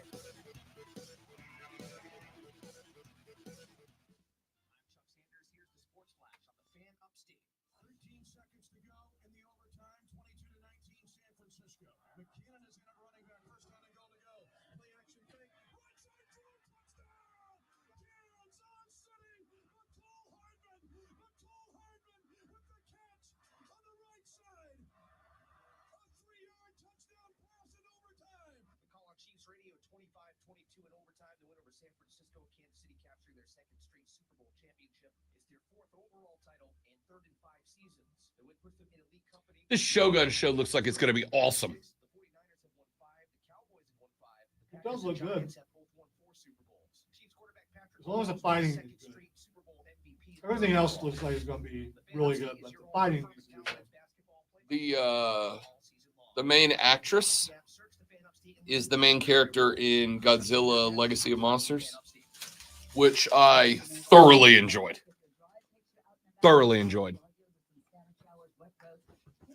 I am a sucker for monster movies.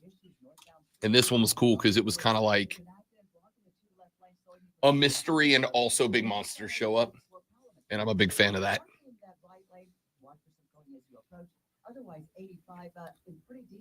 As we talked about a little bit Saturday, I mean, there's an overload going on. There's so many shows that you want to watch, but There really is. But it's like, yeah, I'm going to get to that. Then something else new comes out to the point where you're going to miss some stuff. Yeah. It would be impossible to be up to date on everything.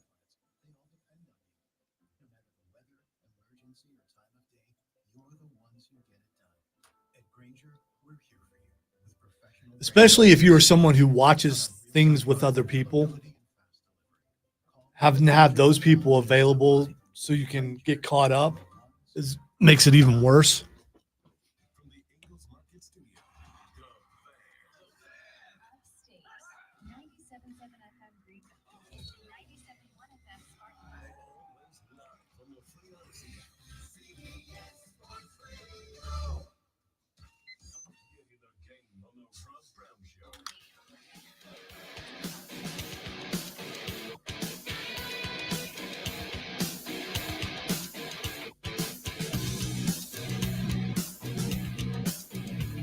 Wrapping up our numero dos of the Rob Brown Show right here on the Fan Upstate, finishing up our Super Bowl conversation. It's your Kansas City Chiefs last night for the third time in 5 years become world champions, now on the quest for the threepeat. If they can run it back next year, Travis Kelce said, I ain't going nowhere. What do you make of Kelce with the old sideline chest bump to the walrus last night? Well, you heard me listen to his response to that. And if you watched, forget which playoff game when Kelce came out and he was mad and he threw his helmet, you will see that Andy Reid bumped him.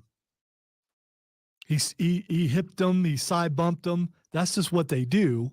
And the fact that I think he just caught him off guard. Should you be in your coach's face yelling like that? They do that all the time. They do. And I think Andy he's getting older, and you think, I am never going to be off balance when you get older, but you just do. And a good thing he didn't fall. I thought he was going down, dude. I think Travis would have caught him. I think he's going down. I think Travis would have caught him. He wouldn't have let him fall. So let's just call this what this is. You get away with that if you were a megastar. If that's the backup left guard, that dude's cut at halftime. Have you ever ran towards someone and you overestimated how close they were, and you try to pull up and you still kind of? I just got all those vibes from that. Should he have done that? Should he have been in his coach's face? Never. But he did it. The context was this. On the play before that happened, they had put Noah Gray in for Travis Kelce. And then they ran Pacheco off tackle left, which was the side Gray was on. Noah Gray kind of missed the block. He kind of olayed the block on the sideline. And the defender that Noah Gray was supposed to block inside caused a strip on Isaiah Pacheco and a turnover. And it was kind of a big game-changing moment. I think both teams had a number of times inside the red zone that the game could have shifted in their direction, and they botched it. And this was a big one. So Kelce, who was quite perturbed that he had been removed from the game, from the contest, which, by the way, tactically, I understand it, but I don't like it. Leave him in there if nothing else, so that pre-snap, the defense has got to be going, watch 87, watch 87. Well, I get I think to a degree he's rested him. And also he hasn't been known as a blocker, but this entire playoffs, he's been out there and he's been blocking his butt off. So I think you leave him out there. But he didn't. He didn't. And Kelce was furious. But see, you also saw Patrick Mahomes and Rashee Rice yelling at Patrick Mahomes. People aren't making as big of a deal out of that, even though he's walking away and Mahomes is still saying stuff to him, because he was wide open, and that's what he's yelling about. And receivers are divas, so that's what they do. And I guess you could consider Kelce the same, so that's what they do. Let me give you a thought that I had, because obviously a lot was made out of this last night, and understandably so. I come from a background, Lonzo can confirm this for you, I don't like conflict.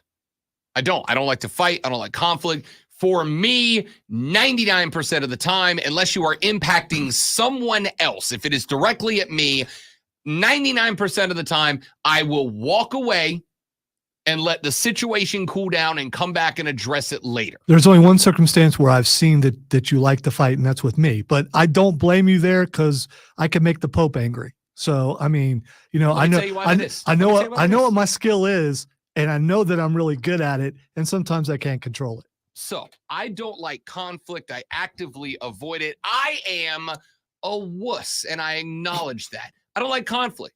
The other side of this is it's not so much I'm a wuss as if you let people cool off and think about the fight, a lot of times that is the best way that you will get somebody to go, my bad, I goofed up. Or for you to recognize, oh, it's me. Hi, I'm the problem. It's me. And go, hey, dude, I thought about what I said to you. That's my bad. Conflict resolution is something that I list on my resume as a skill. Okay. So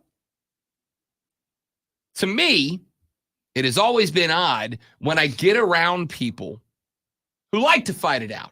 And they will tell you, hey, not everything is sunshine and rainbows and roses and kitty cats all the time. Sometimes you got to butt heads and see what happens, right? That's not my philosophy, but I understand a lot of people are that way. And I think that's the case here. Some people communicate differently with others and it works, right? Some people communicate differently with either. I've been around people who, if there's an issue, they solve problems by butting heads, by getting after it. And that's just how it works better for them. And I think, based on, especially with the background access we have to Travis, to Trey, courtesy of the New Heights podcast, I think Kansas City is just one of those teams that there's a phrase from Step Brothers, brothers fight. That's what they do. I promise you, I don't get after other people that I talk sports with like I do Lonzo. Why do I get after Lonzo? Because brothers fight. That's what they do. They have fun. They get heated. To me, it's all fun and games and shenanigans. I think it was a situation that a lot of people overblew last night. I got no reason to defend TK here. I think it was a situation where Kansas City that's how that team communicates. We've seen, and by the way, this isn't the first time this year we've seen it. It's just the first time we've seen Andy be the receiving target of it. We have constantly seen this year Mahomes get on guys, the offensive line get on each other, Travis Kelce get on defenders. It's happened all year long. It's just the first time they went after Andy for it. I'm just curious, all those people who are really mad about this, and I get it, would you rather Reed should have benched him the rest of the game? Should he have done that in the Super Bowl? Should he have benched him the rest of the game? You know, listen, again, this is why I said this is something you are only getting away with if you are Travis Kelce or Patrick Mahomes. If I don't know. Chris Jones does that. Andy Reid's going down. So Jones, I don't know. Travis is a big boy. Travis is a stout fella. He's seen Chris Jones next to him though. I absolutely agree. I think that if this is the backup left guard, hey, why don't you head to the locker room, Chief? Why don't you hit the showers? We'll see you. We'll see you for the flight home. But it's Travis Kelce, right? Now, I will absolutely agree that it's not a good look. It's not a good look to chest bump, even if it was an accident, to be in a position where you bump up and almost knock down the coach, who, by the way, is now the oldest and maybe most out of shape head coach in the National Football League. Not a good look. It's because of all them nuggies. I will say also. By the way, I feel bad. Every person who talked to Andy Reid after the game offered him a cheeseburger. It's like, guys, we get it. We get it. That's what he has said that himself. That's how he celebrates, is with the cheeseburger. So he brought. That's fine. My dog got an entire Five Guys franchise on the field last night. Berman hit him with like a platter.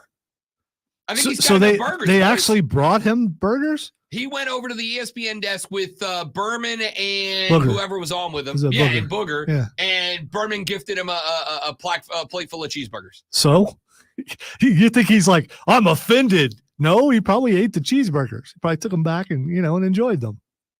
All right, what's y'all's take? As long as they didn't have confetti on them, because I'm guessing that don't taste good.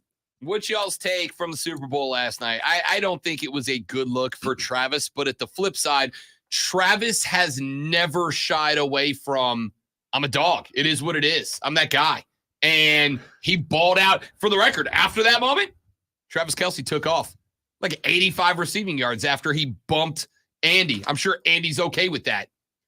All right, coming back in the third hour, we start taking a look at other things, including sports that's made the news. Hey, news about sports.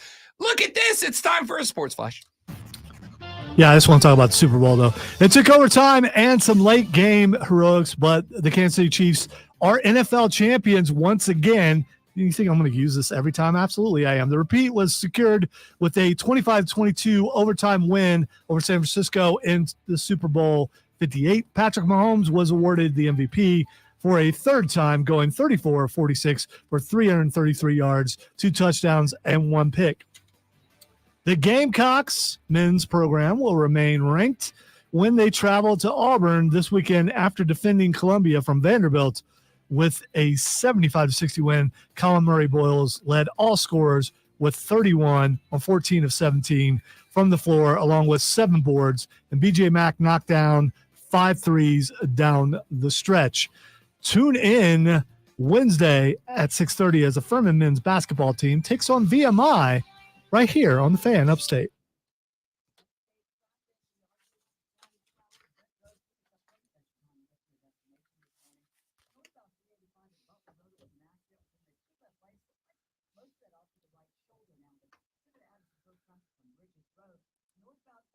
Yeah, Travis seemed to have a good argument as to why he should be out there, but he wasn't, and I still think he came up on him quicker than he thought, and Andy didn't see him, and that's why all that happened. I mean, him yelling at him, you still shouldn't yell at your coach that way, but he did. But old people fall. I know, because I'm an old person, and I been very close to falling a lot lately.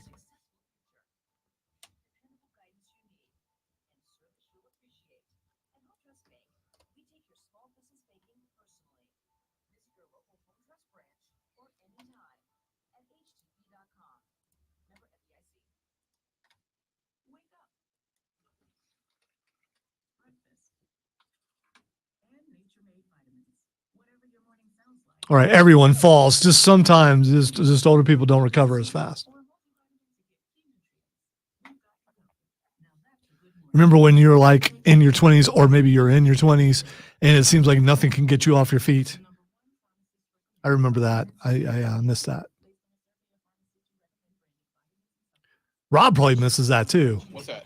When you're in your 20s and nothing could get you off your feet. Dude. I mean, you could turn your ankle and make it touch the ground when you step off a curb and you still don't go down. It's just something happens, and it's probably different ages for everybody, when all of a sudden everything wants to knock you off your feet.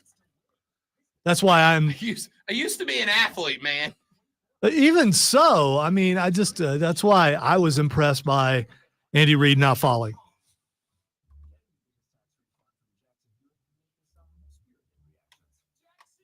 Gatorade was purple. A lot of people in Vegas jumped the gun because right after the final touchdown, there was no Gatorade bath, and no Gatorade bath was like 17-1, and then they hit Andy like 3 minutes after the touchdown, and Vegas counted it.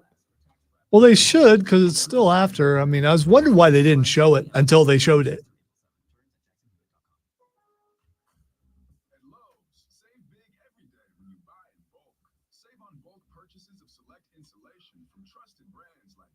Lots of people saying Jermaine Dupri looked like CeeLo Green. I didn't recognize who it was. Yeah, I don't. I forgot what Jermaine Dupri looked like. So I kept looking at the guy going, who is that? Should I know who that is? The helmet is kind of cool, but I mean, who is that? It's all good, Steven. I'm going to tell you what. Why don't we put that on reserve? Because your boy is now sitting all over 200 days until a wedding, and I got 50 LBs to drop. So I'm gonna let you off the hook for the donuts, Steven. I'm just gonna take pride in my Chiefs money line pick. Yeah. But I appreciate you coming through and owning up on your bet, because there are a lot of people who don't do that.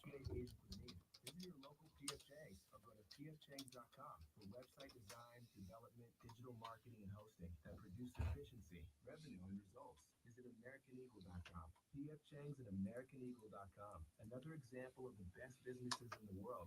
Turning to the best in the business for websites. Go to AmericanEagle.com or call 877-WEB-NOW1. That's 877. Wow, is it 8 o'clock already?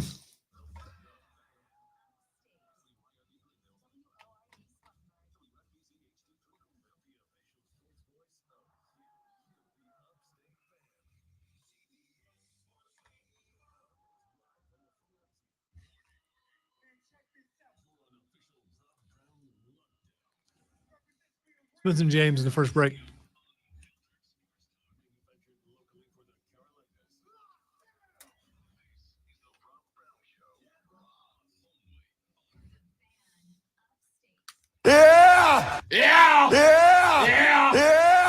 number 3 of the Rob Brown Show goes now. This, ladies and gentlemen, is the Fan Upstate. Welcome back. Great to have you, Rob Brown and the great one, Lonzo, with you here on a dreary Upstate Monday morning, though we welcome all of you listening around the world. I'm talking to America here. On the Odyssey app at thefanupstate.com, wherever you might be listening to us globally. We are glad to have you. Been spending, obviously, most of our morning on yesterday's NFL championship game. The San Francisco 49ers fall to the Kansas City Chiefs in OT, 25-22, your final. Rob and Lonzo both said 24-21 Chiefs. We were all bleeping over it. What do you think about My Way as the opening for the Super Bowl? I mean, what demographic are they trying to hit with that? It's Vegas, dude. It's Vegas. Okay, but there's nothing more Vegas than the chairman. Okay. Just nothing. All right. I guess I didn't think about it that way. I'm just thinking about, young people tuning in and going, who's that? I think you also had the crossover connection because one of Usher's biggest songs is called My Way as well. Did he do that song? Because I'm not going to lie to you. I don't know. Because I know there's a medley and I couldn't because, I know the Usher songs that make it to the radio. Yeah. Nothing past that. And that's because. And I said, yeah, on purpose. Yeah. That's just, I was. WWE tweeted out their favorite Usher song. And they just showed LA. They just showed LA Night. That was great. I'm a surface level Usher fan. That's the best I can give you. Usher was not, and I said this last night, and there were some people who got real big mad at me for it. Usher wasn't for me. Okay, it's fine music. It's good music. I'm not criticizing the guy, but he wasn't for me. Dude with 6-pack dancing around with no shirt on is not for me. And that's okay. Not everything's for everybody. I also recognize that Guns N' Roses and Metallica ain't for everybody. I mean, they are, but they're not. Well, Guns N' Roses should not do halftime show. Metallica could probably still pull it off. Metallica could do a halftime show.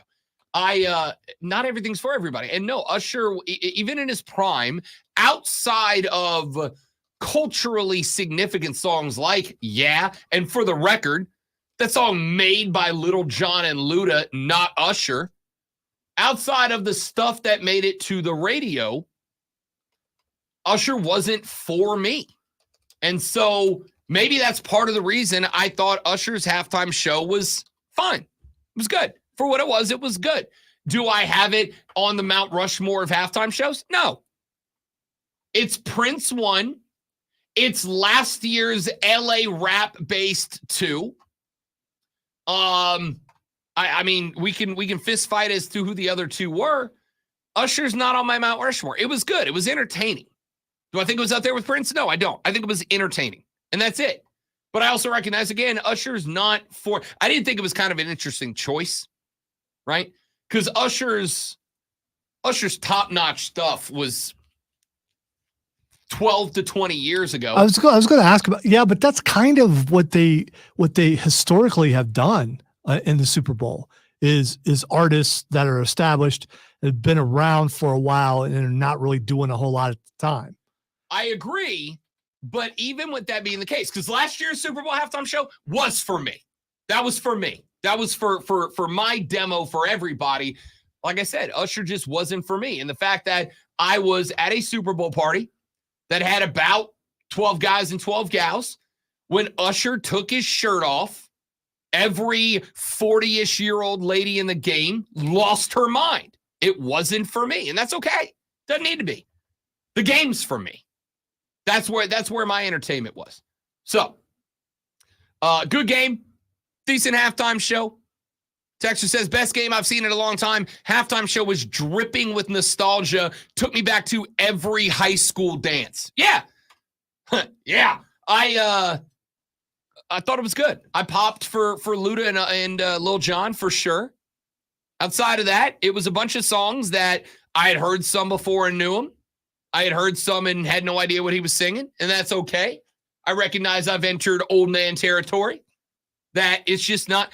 Usher was in his prime during and right after I got out of college. So wait till you reach the point where you go, I don't even know who that is.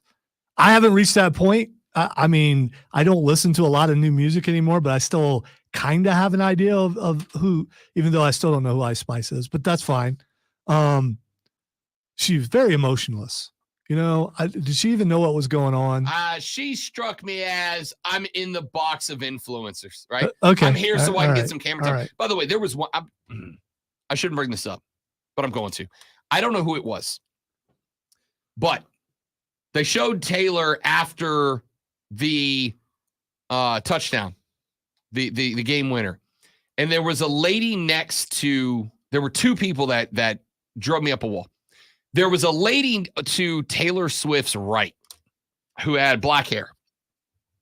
And you could see when the touchdown got scored, they're all celebrating. Travis is hugging, Taylor is hugging, Brittany and whoever else.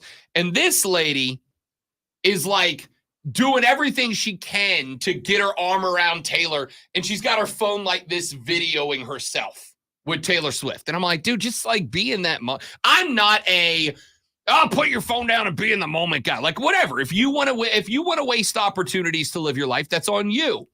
But like very clearly, you're just doing this so that you can get online and go, look, I was with Taylor. And then there was a guy, and I don't know who it was. I would not be shocked to find out it was Jackson. But there was a guy like two people down after the touchdown who was fighting to get next to Taylor for his screen time. I mean, fighting, like pushing through a crowd to get to where Taylor Swift was. I don't know who it was, but fighting to get over there. And I don't know who it was for any other reason to say it was probably somebody famous, and I just don't know who it was. Yeah, because just about everybody in there is famous or related to someone. Yeah. And that's it. That's it. Like the booth with LeBron and Gwen Stefani and all those people. Yeah, and then all of a sudden, coincidentally, Stephen A. Smith happens to show up. It's like, yeah, of course you did, bud. You're jealous. Of course you did. You're so jealous. I know Stephen A. Smith personally. You wish you could show up and just jump in that booth. Listen. I don't. I'd be so starstruck. I'd be standing in the corner going, my God, why did I come in here? I am of and remain in the hate the game, not the player mentality. I'm not mad at Stephen A. Smith for knowing how to play the game.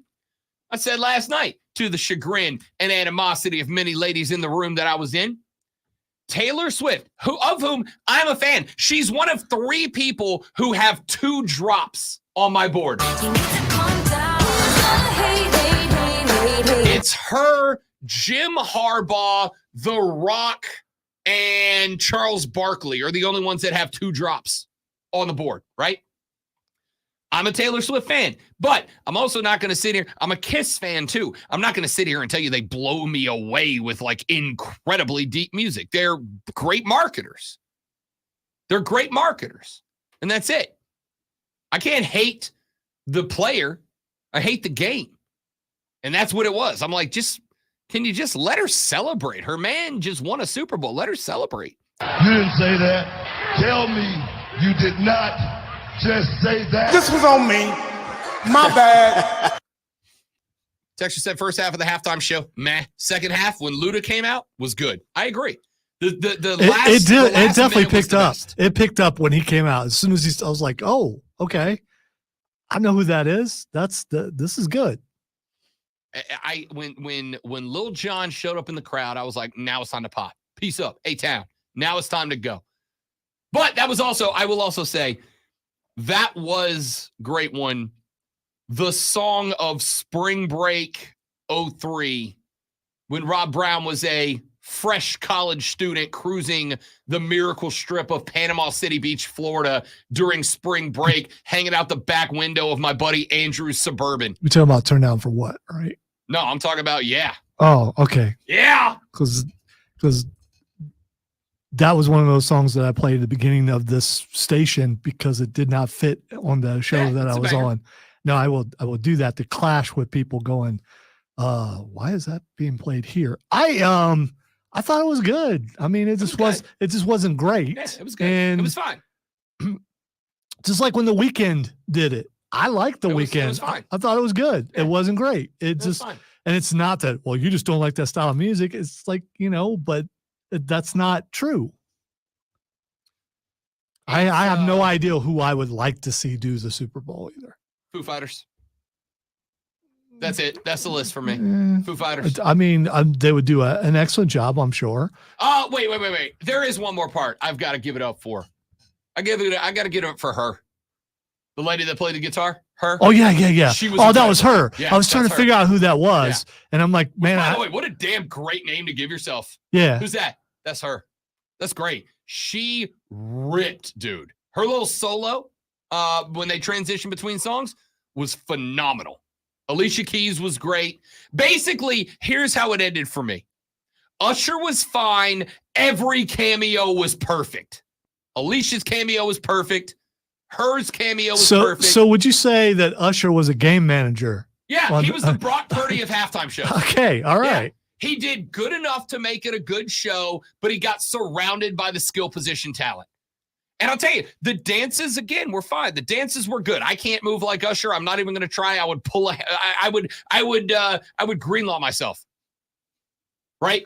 I was wondering if you're going to go there, just running off the sidelines. I would dray myself for sure. The dances were fine, although it was the first time in a long time. I'm like, you probably should have lip synced right there, buddy. Probably should have lip synced that part because you could hear the breath out of the now 47-year-old Usher.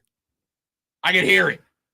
So my wife was like, "Oh, it's just the lights." Why he was sweating like that? I was like, "No, that's not what it is. My dude is tired." Yeah, I thought that's a good call. Usher was the Brock Purdy of halftime shows. He facilitated greatness around him. That's what he did. He was carried. He set a platform where the skill could carry him. That's what I thought he did last night. Texter texted and just said, sports with 8 exclamation points like we haven't spent 2 hours on it. Thanks, Ray.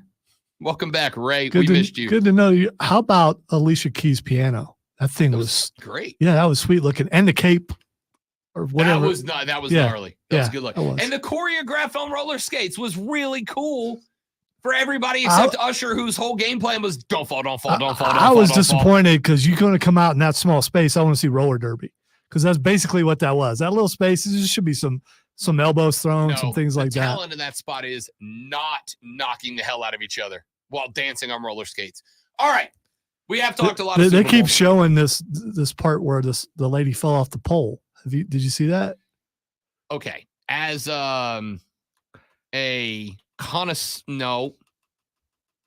as someone who may or may not have seen movies with those sort of things on. Yeah. That doesn't make it much better if we're being honest. Well, I mean, maybe you saw Striptease with Demi Moore in it. That's it. As somebody who saw Showgirls with Jesse Spano in it. I don't know if you probably should have skipped that one, but you know. Love Showgirls. As somebody who is partaken in other people's bachelor parties, let's just leave it there. She did not fall off the pole. That is a genuine exotic dance talent to be able to be at the top, slide down, and stop yourself right before you hit the ground. Dude, I've seen the video, and it looked like she fell. I know. That's the skill. Okay, so you're saying below camera level, she caught herself. Correct. Okay, all right. It's a bona fide talent move to be able to climb to the top of a pole, slide down it rapidly, and catch yourself right before you hit the ground. I'm going to tell you right now, some of the greatest athletes I have ever seen in my life wear G-strings as a uniform, and I'll just leave it there. I didn't know if maybe she fell off the pole of the stage and they just like pushed her underneath the stage and then found her later or something. That is a talent. Some of the greatest athletes I have seen in my life wear tassels, and I'll leave it right there. You mean cheerleaders? Tassels on the batons. Yeah, no, that's it. That's definitely what I meant. All right, let's take a break. When we come back here in just a minute, we got a lot of things we need to get to, including some college basketball. South Carolina, Clemson, both catching big dubs this weekend. Clemson on the road up at Cuse. The Carolina Gamecocks defending the house against Vandy, and now both of them come up against their toughest remaining challenge. Clemson gets another crack at Miami, and South Carolina on the road at Auburn. Auburn, by the way, catching the L against Florida this weekend. So all of a sudden, Carolina has the momentum in a top 25 matchup on the road at Auburn. We'll break that down. John Blau with the Post-and-Courier joins us at 8:40 to talk Clemson basketball. We got it all coming up on the Rob Brown Sports Show. Sports! This is the Fan Upstate. Smith. All right, guys, live read right here, and we're coming right back. Stay right there.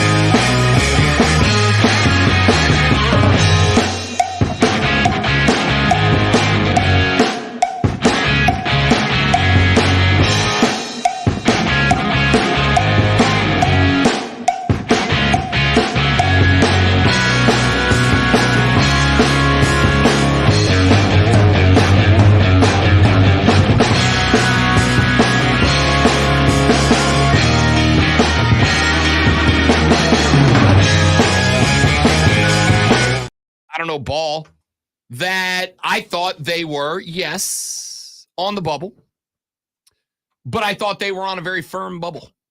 I thought they were on a bubble that had a lesser chance of popping than a lot of other teams being described as bubble teams. The win over a 15-8 at the time Syracuse Orange, to me, I am not going to say locked them in. I am going to say of the bubble teams, Clemson is at the top right now. I think of the bubble teams, Clemson's at the top. I think that there is a better chance that they are in than that they are not right now. Bracketology at this point does have Clemson in as a 7 seed out of the Midwest.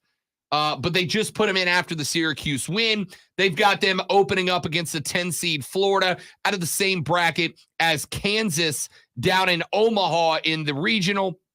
That is the bracket that has number 1 overall seed Purdue up top. Duke is in the bracket that Clemson is in right now. According to bracketology, they would not square off with Duke until the Sweet 16 if they made it there. Until the Elite 8 if they made it there.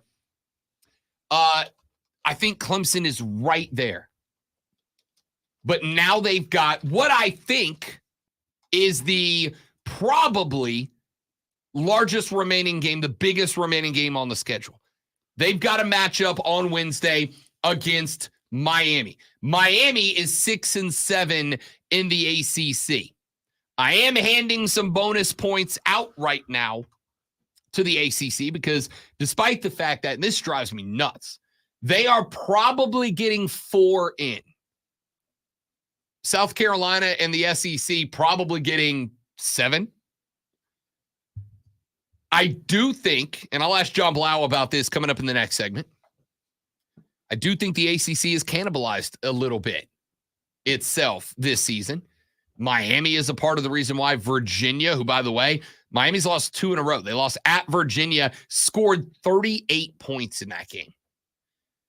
This is a game that, to me, as much as I like what Clemson did in the last one against Cuse, as much as I like seeing this team getting it going from inside out play, Clemson shot 14 threes in this last game. Syracuse shot 23, if you want to mark that stat.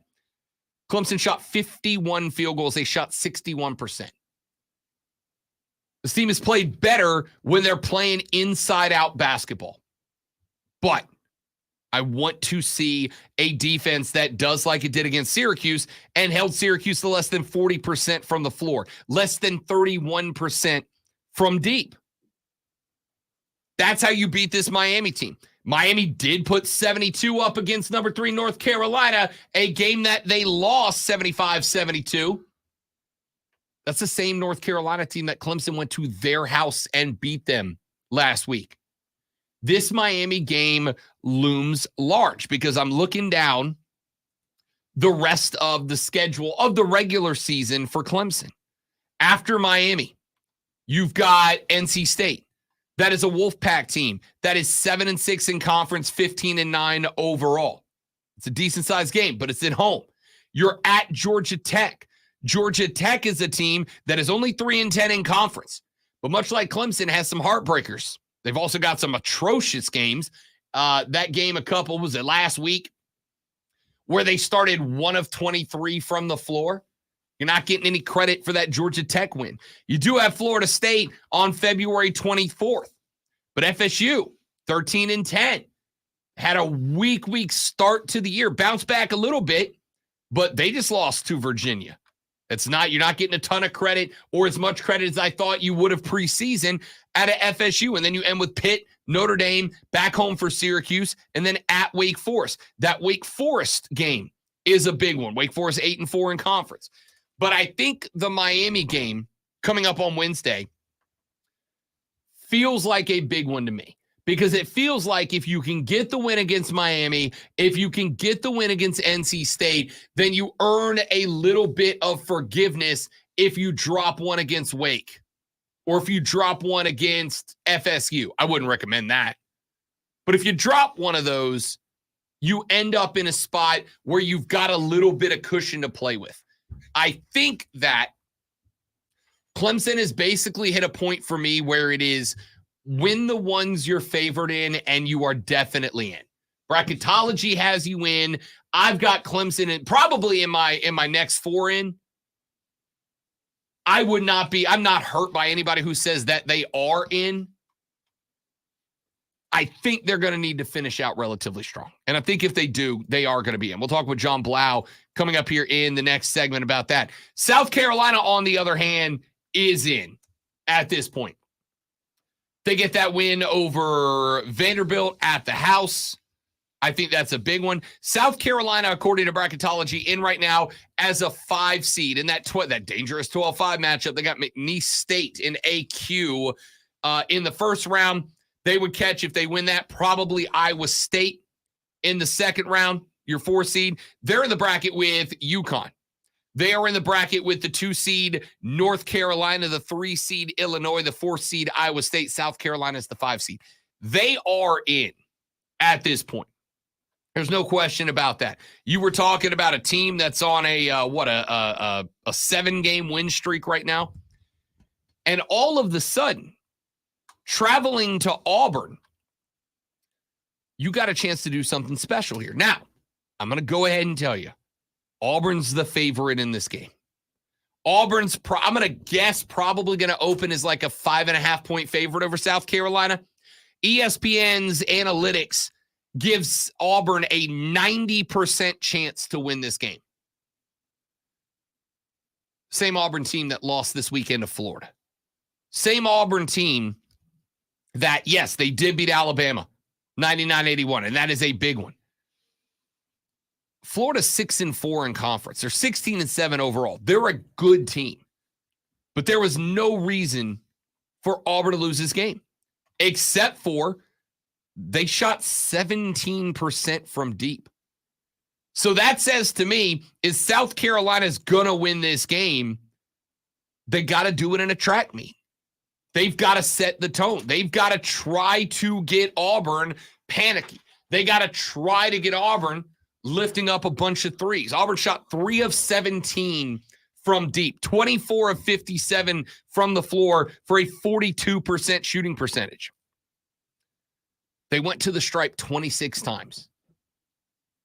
South Carolina, to me, has a very simple game plan here. We want to play fast.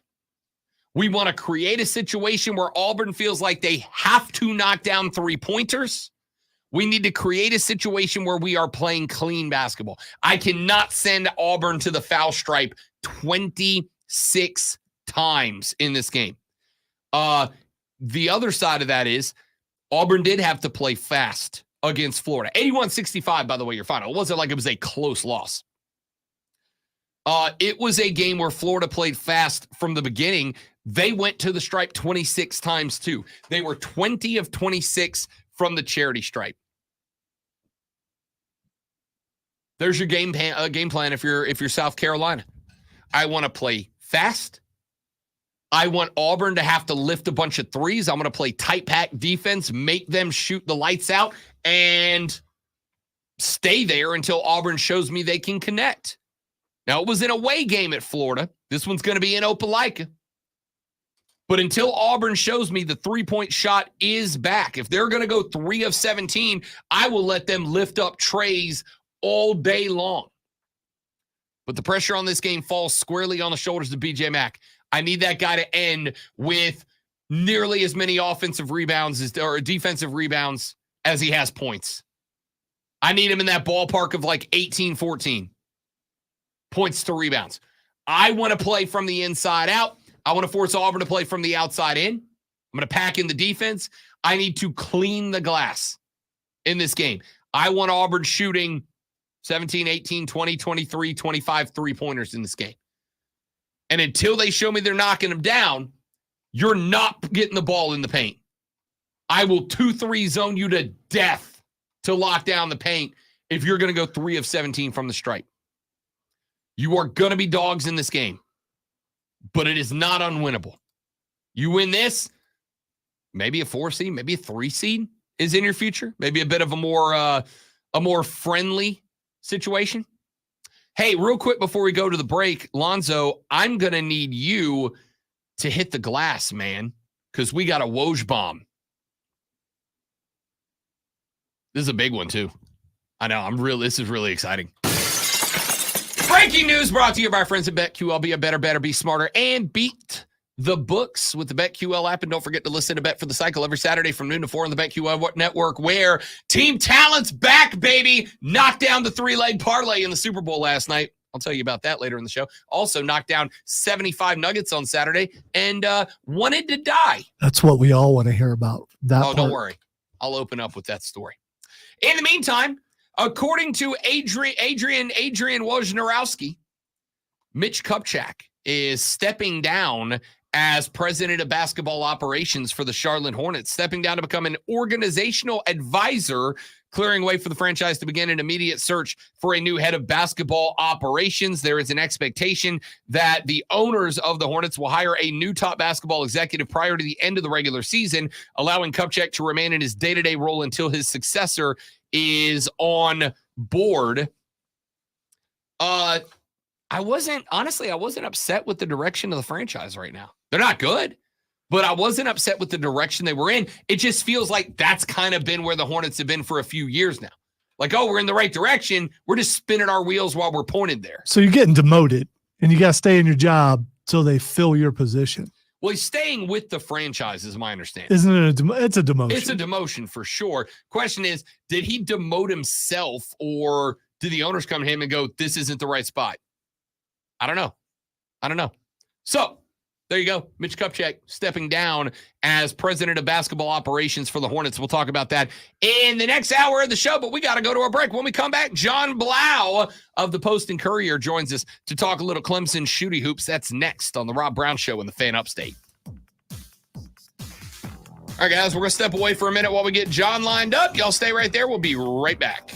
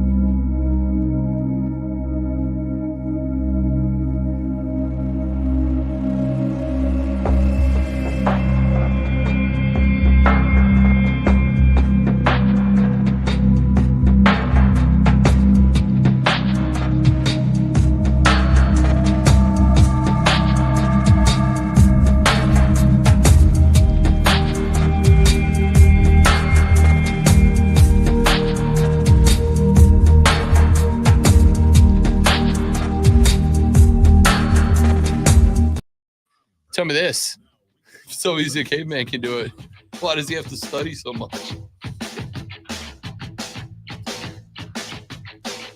The Monday morning edition of the Rob Brown Show rolls on a Super Bowl Monday. And ladies and gentlemen, like it or not, it is unfortunately the truth. The end of football season, which means that it is time to listen, there's no off seasons on the Rob Brown Show. We've been talking basketball for weeks now, but now we go full throttle into the shooty hoop season and to talk Clemson ball. We now welcome to the show from the Post and Courier covering Clemson athletics, Mr. John Blau joins us. John, before we get there, are you team move the Super Bowl to Saturday night? Because Lonzo and I have hit a wall, bud.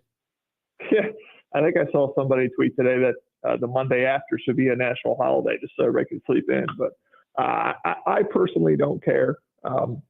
Whichever is good for me. I guess Sundays are the day we usually play football, so I guess we're fine. Would you be good moving it? Would you be good moving it to like a late afternoon kick? If we did the Super Bowl at like 3:30, would you on board for that? Or are you hey, this is when it's been, just leave it for now guy? Yeah, I mean, to accommodate folks such as you, I would be fine with moving it to the afternoon. But again, I know that some people want their certain dishes and, I don't know, dinner plates and stuff. I don't know how that would complicate things. But, yeah, well, a lot of things to consider, things that I've not personally considered much. But, yeah, I'm fine with whatever. I respect that take. I do. John Blatt from the Post and Courier joins us on Mondays to talk Clemson basketball. Let's start with this. Obviously, the conversation right now was the win over Syracuse, John. We talked about it last week. You said before the Carolina game, this team just needs to win a game. This team just needs to see the ball go in the hole and gain some confidence. They go on the road. They get the second win in North Carolina in 62 tries. They turn around, come back, or go back on the road up to New York, knock off Syracuse. Did they do enough to solidify a spot in the bracket for you? Yeah, I mean, I would think right now, if the season ended, they're in. And like you said, and I said, they just needed to win a game. They won that game in North Carolina. That was just huge, I think, emotionally, psychologically. Now you've won back-to-back games in the ACC for the first time this season. I mean, they go 12 games. Before that, the first 10, it was win, loss, win, loss, win, loss. They just couldn't really gain any momentum. Now that you have some of those quality wins in the non-conference that you can pair with a win like over North Carolina, again, South Carolina, you beat Alabama, beat the top two teams in the SEC. Yeah, you're in a good spot right now. I would think at the end of today, you would be in the tournament. They just have to finish above 500 in the ACC, I think. Get 21 wins in conference. Don't bomb out in the ACC tournament. I would think you're fine at this point. John Blau for the Post and Courier joins us here on the Rob Brown Show on Mondays to talk Clemson athletics. What was your takeaway from that North Carolina game? They had plenty of opportunities to give it away. North Carolina went on a couple of mini runs there late in the second half, and yet in the clutch, when it got down to gut check time, PJ Hall and Shefflin and these guys, I mean, they locked down. That, to me, looked like a team that could threaten the rest of the ACC come tournament time. What was your biggest takeaway from that road upset?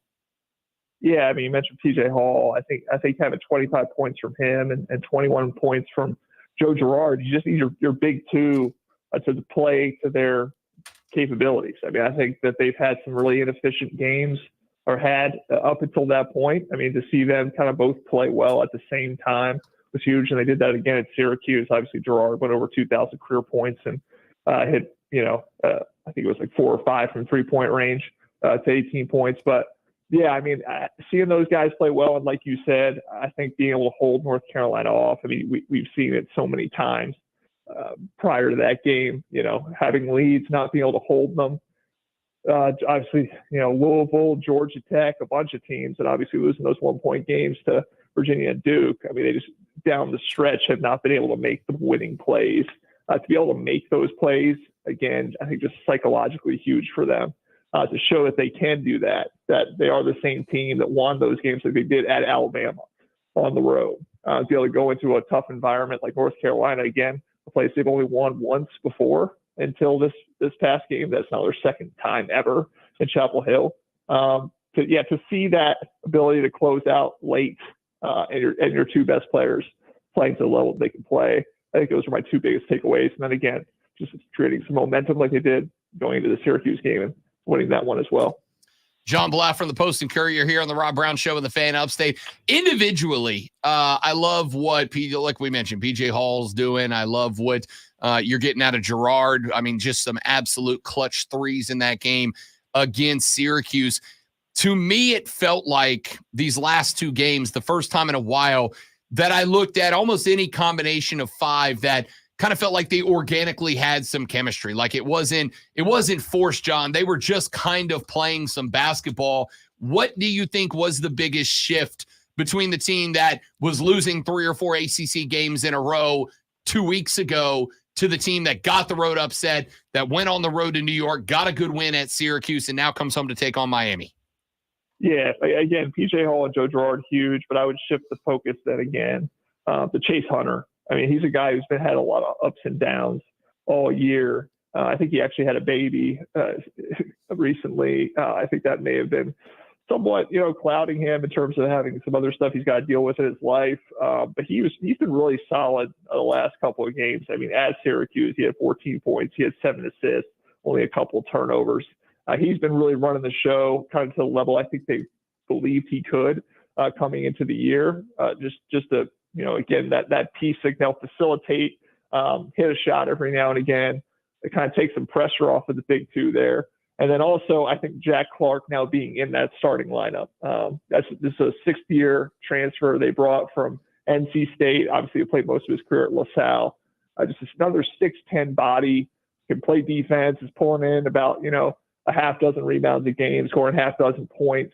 Just another veteran player in there with some real poise and some experience. And he's starting to kind of get up to speed as far as the offense, but defensively is mostly what he's giving you in rebounding.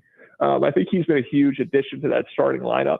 And I think now you just have a really experienced, versatile starting lineup, starting five, and you can bring Chauncey Wiggins off the bench, who's another guy who can give you a little bit of shooting. RJ Godfrey, another guy who gives you a little physicality under the rim. All of a sudden, you're a much deeper, much more experienced team. So again, I think PJ Hall, Girard, that's the top billing. But then when you get to a little more depth and a little more production from guys like Hunter and Jack Clark, this becomes a very dangerous team that, like you said, plays really well together, shares the ball, plays better defense, and makes plays, winning plays when they need to.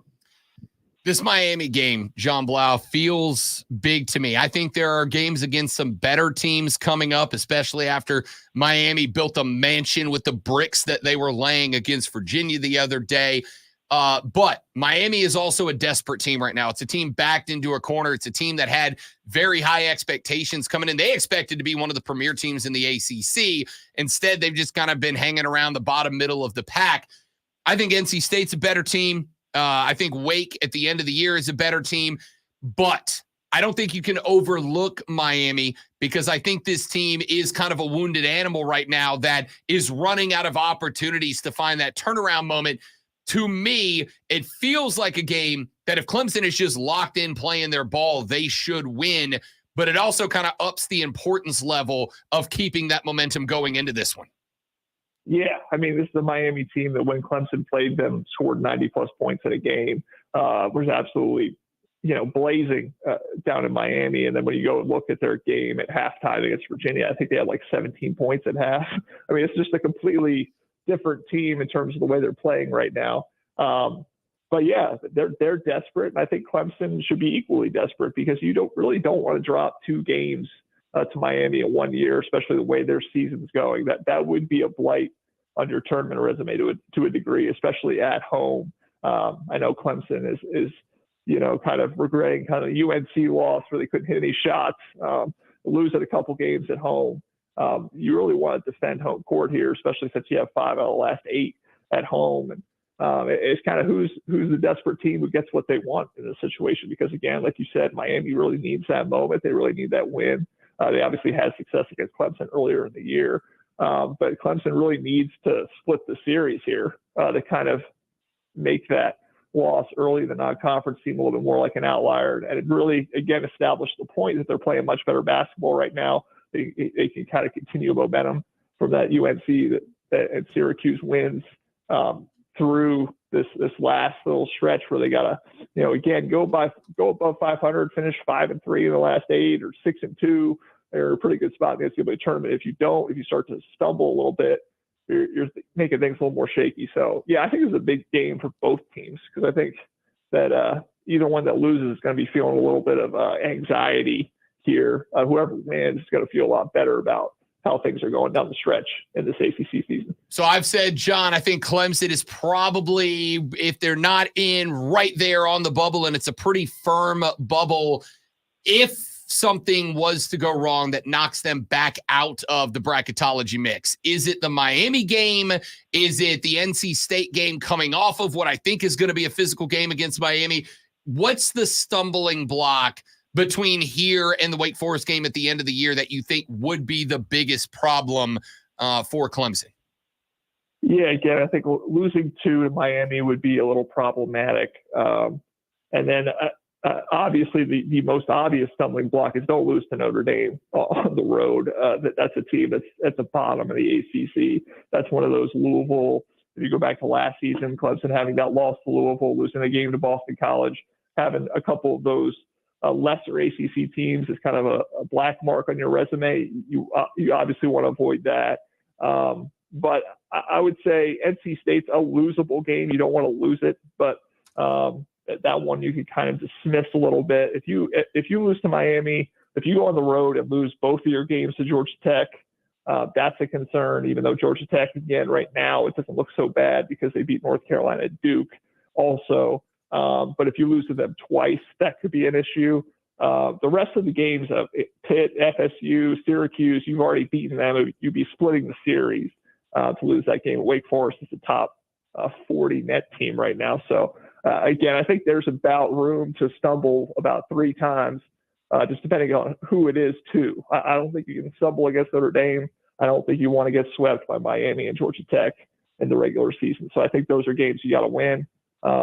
As long as you don't stumble to kind of 2 or 3 of those, I think they should be fine in terms of being able to write some of those off as just basketball. And you're going to have nights where you lose to teams like that.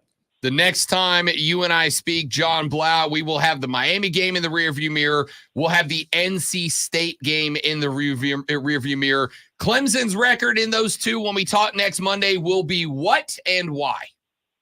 I'll say 2-0. I mean, I just think the way they're just playing much better basketball right now. They're starting to hit shots.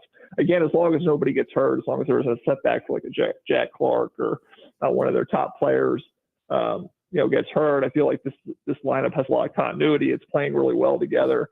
I don't think you lose both games to Miami and NC State. Again, you're playing at home again. You now have 3 straight wins. I think if you beat Miami, there's a good chance you beat NC State too. But yeah, 1-1's possible. But if I'm a gambling person, I would say 2-0. They got a pretty good shot at that. John Blau from the Post and Courier joins us every Monday on the Rob Brown Show to talk Clemson athletics as we are making our way towards the end of the college basketball regular season. John, my man, thanks for coming on in spite of the late Super Bowl evening. It's good to have you, brother. We'll talk to you next week.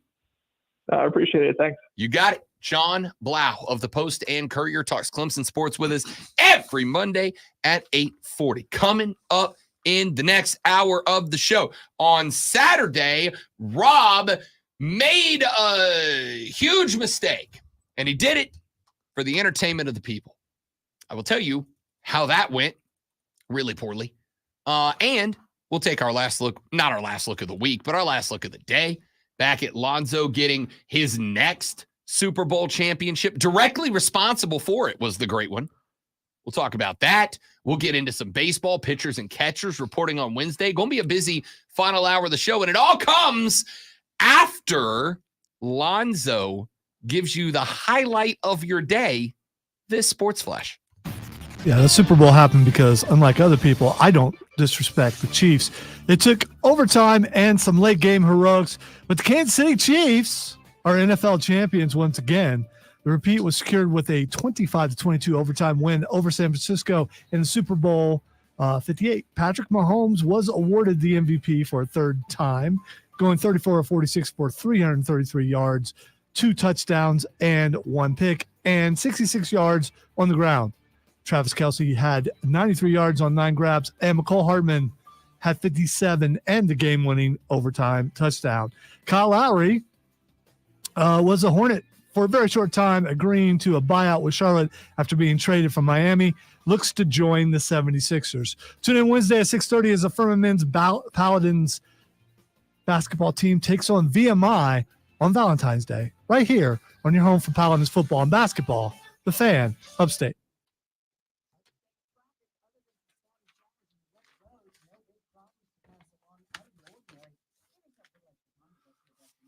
Oh my gosh, I'm hitting that wall hard. Woo!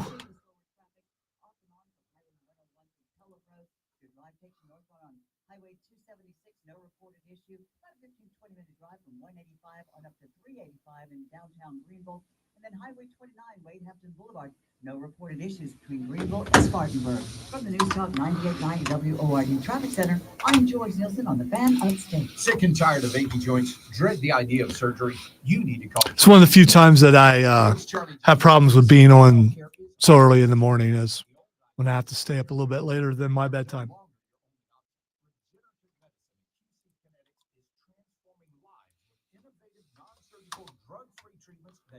Lasting results. Knee pain, back pain, shoulder pain from arthritis or injury. Don't let this pain keep you from living your best life. QC Kinetics advanced state-of-the-art treatments harness and direct your body's natural ability to restore and repair damaged joint tissue. This is a revolutionary approach that can get you long-term relief with no downtime. Make 2024 the year you reclaim your mobility, reclaim your independence, walk and run, play, and live without the danger and trauma of surgery, and without harmful drugs. Call QC Kinetics now for a free consultation. 864-448-3772. That's 864-448-3772, Greenville and Asheville. Getting your biggest tax refund from Jackson Hewitt can lead to some spirited reactions. Jackson Hewitt! Jackson Hewitt is so sure they'll get you your biggest refund. So do you have any litter tips? Yeah, clean it daily. Okay. That's your tip? Clean Okay. it daily, because if you don't, it will start to smell like ammonia. Ew. Yeah, correct. I'll go home and do it for the first time. We'll see if I can do it without throwing up, because gag reflex for smells. It's smell. I can't handle smells. So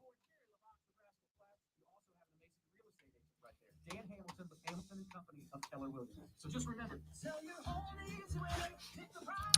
I hate rodents with all my being, and poison and nothing is working. They look at the poison and go, I ain't eating that. And so finally had to get a cat to take care of the mice.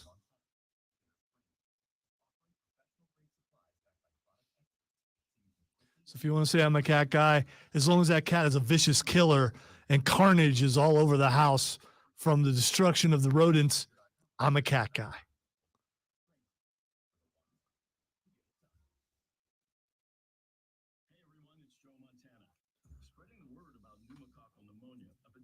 Serious bacterial lung disease that can be life-threatening. If you're 65 or older like me, you're at increased risk. So, what's the game plan? I don't think he has the $800 self-cleaning litter box. I think he may have. He got it on sale at Costco. Record, so that we're all very clear, it's not my cat. The lady cleans the litter box because it's her cat. I get to wake up at 5 a.m. and take the dog out for a walk in the rain. And that's a trade she's happy to make.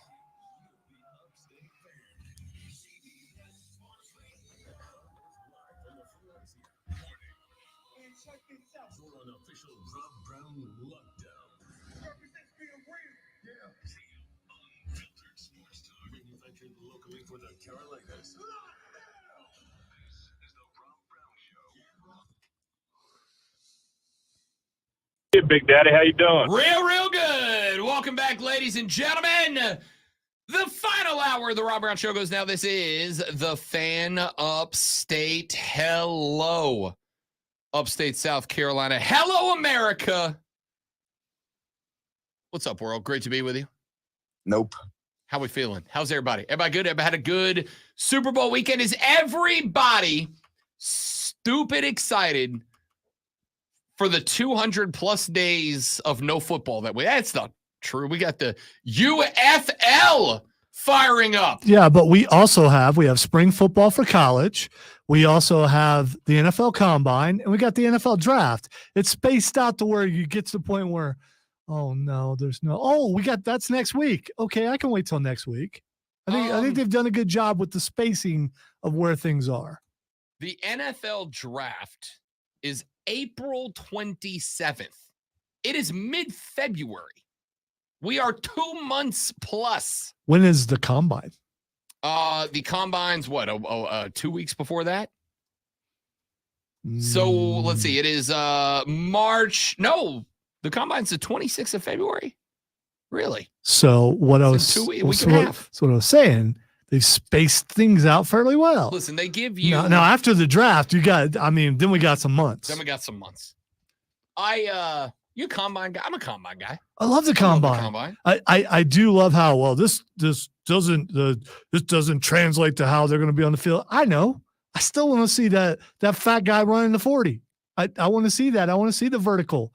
I want to see the false starts and that coach always pulling back. Listen, man, dude, we're trying to help you out here. Just when you got some movement in the blocks. And do you ever run out of the blocks before? Guys who false start in the combine are actually smart, Lonzo. They're trying to get drafted by the Chiefs. Is that what it is? Did you ever run out of the blocks before? I actually have never run out of the blocks. Yeah, it's an interesting thing. It really is. And you can tell they've been coached. They get coached up before they go to the combine. And I also like the gyms, people that can make themselves an extra millions of dollars by doing well there. It's worth a lot of money. I'll tell you right now. If I could come out of the blocks for $1 million a year, I would do it every day. That's fact. Saturday on the Bet for the Cycle radio program. Wait, that thing's still going on? I thought that was a baseball show. It was a baseball show. Now it's all the things show. Mainly because we found out that our bosses think that us torturing each other is just hysterical. They think it's the funniest thing in the world. And, hey, it gets me paid. So what are you going to do? So if you don't keep track of that show on Saturdays from noon to 4, which you should, myself and Cody Decker, the host, every week take on Mario and Double D, our illustrious producers, in what we call the Parlay v Parlay Challenge. You have to build a 3-leg parlay. If one team hits and the other doesn't, there is a punishment involved.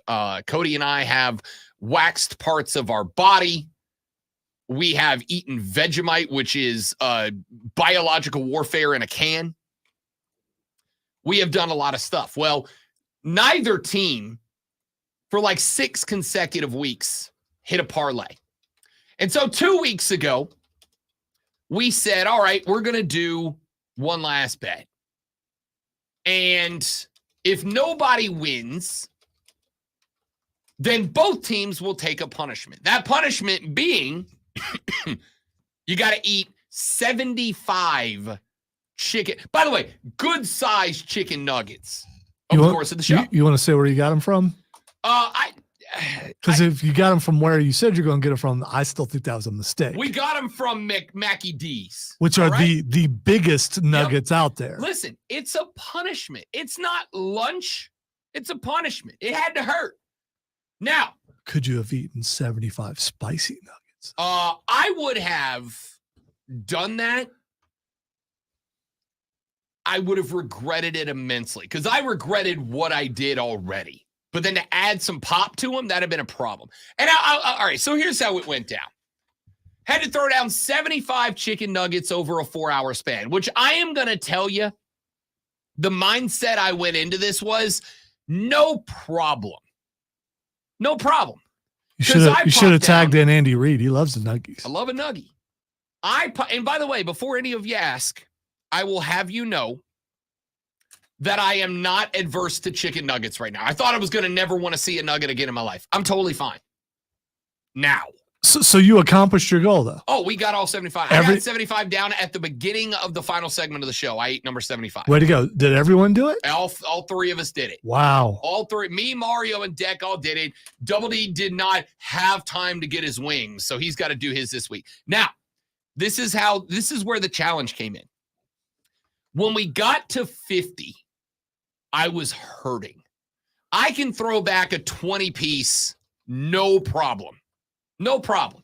Jacob in the Burgess texted, said, give me some homemade Hidden Valley Ranch and I'll eat 100 nuggies. Yeah, again, easy to say, Jacob. I thought 75 was not going to be a problem. When I got to 50, 55, 60, I was hurting. And I'll tell you why. It's because Deck and I found out that we ate about, 900% of our recommended daily sodium intake. It wasn't the calories, of which there were over 3,000 of them. That salt's not bad for you. That's a myth. It's the breading that got you. 300+% of both our daily calories and our daily sodium intake. Now, I went into this thinking I'm going to be fine. Decker's still an athlete. Still works out twice a day, shows up on the stream with his baby T-shirts on, with his tats hanging out. Deck's still an athlete. Mario's 7 years old. He's in this prime, man. That dude should not have been hurt at all. I went into this thinking, this is my time to shine. This is the first punishment we've done where being the team fat guy is actually an advantage, not a disadvantage. It's the first time that Rob Brown is the elite athlete on the show. At 50, I was like, oh, this is not good. Not good.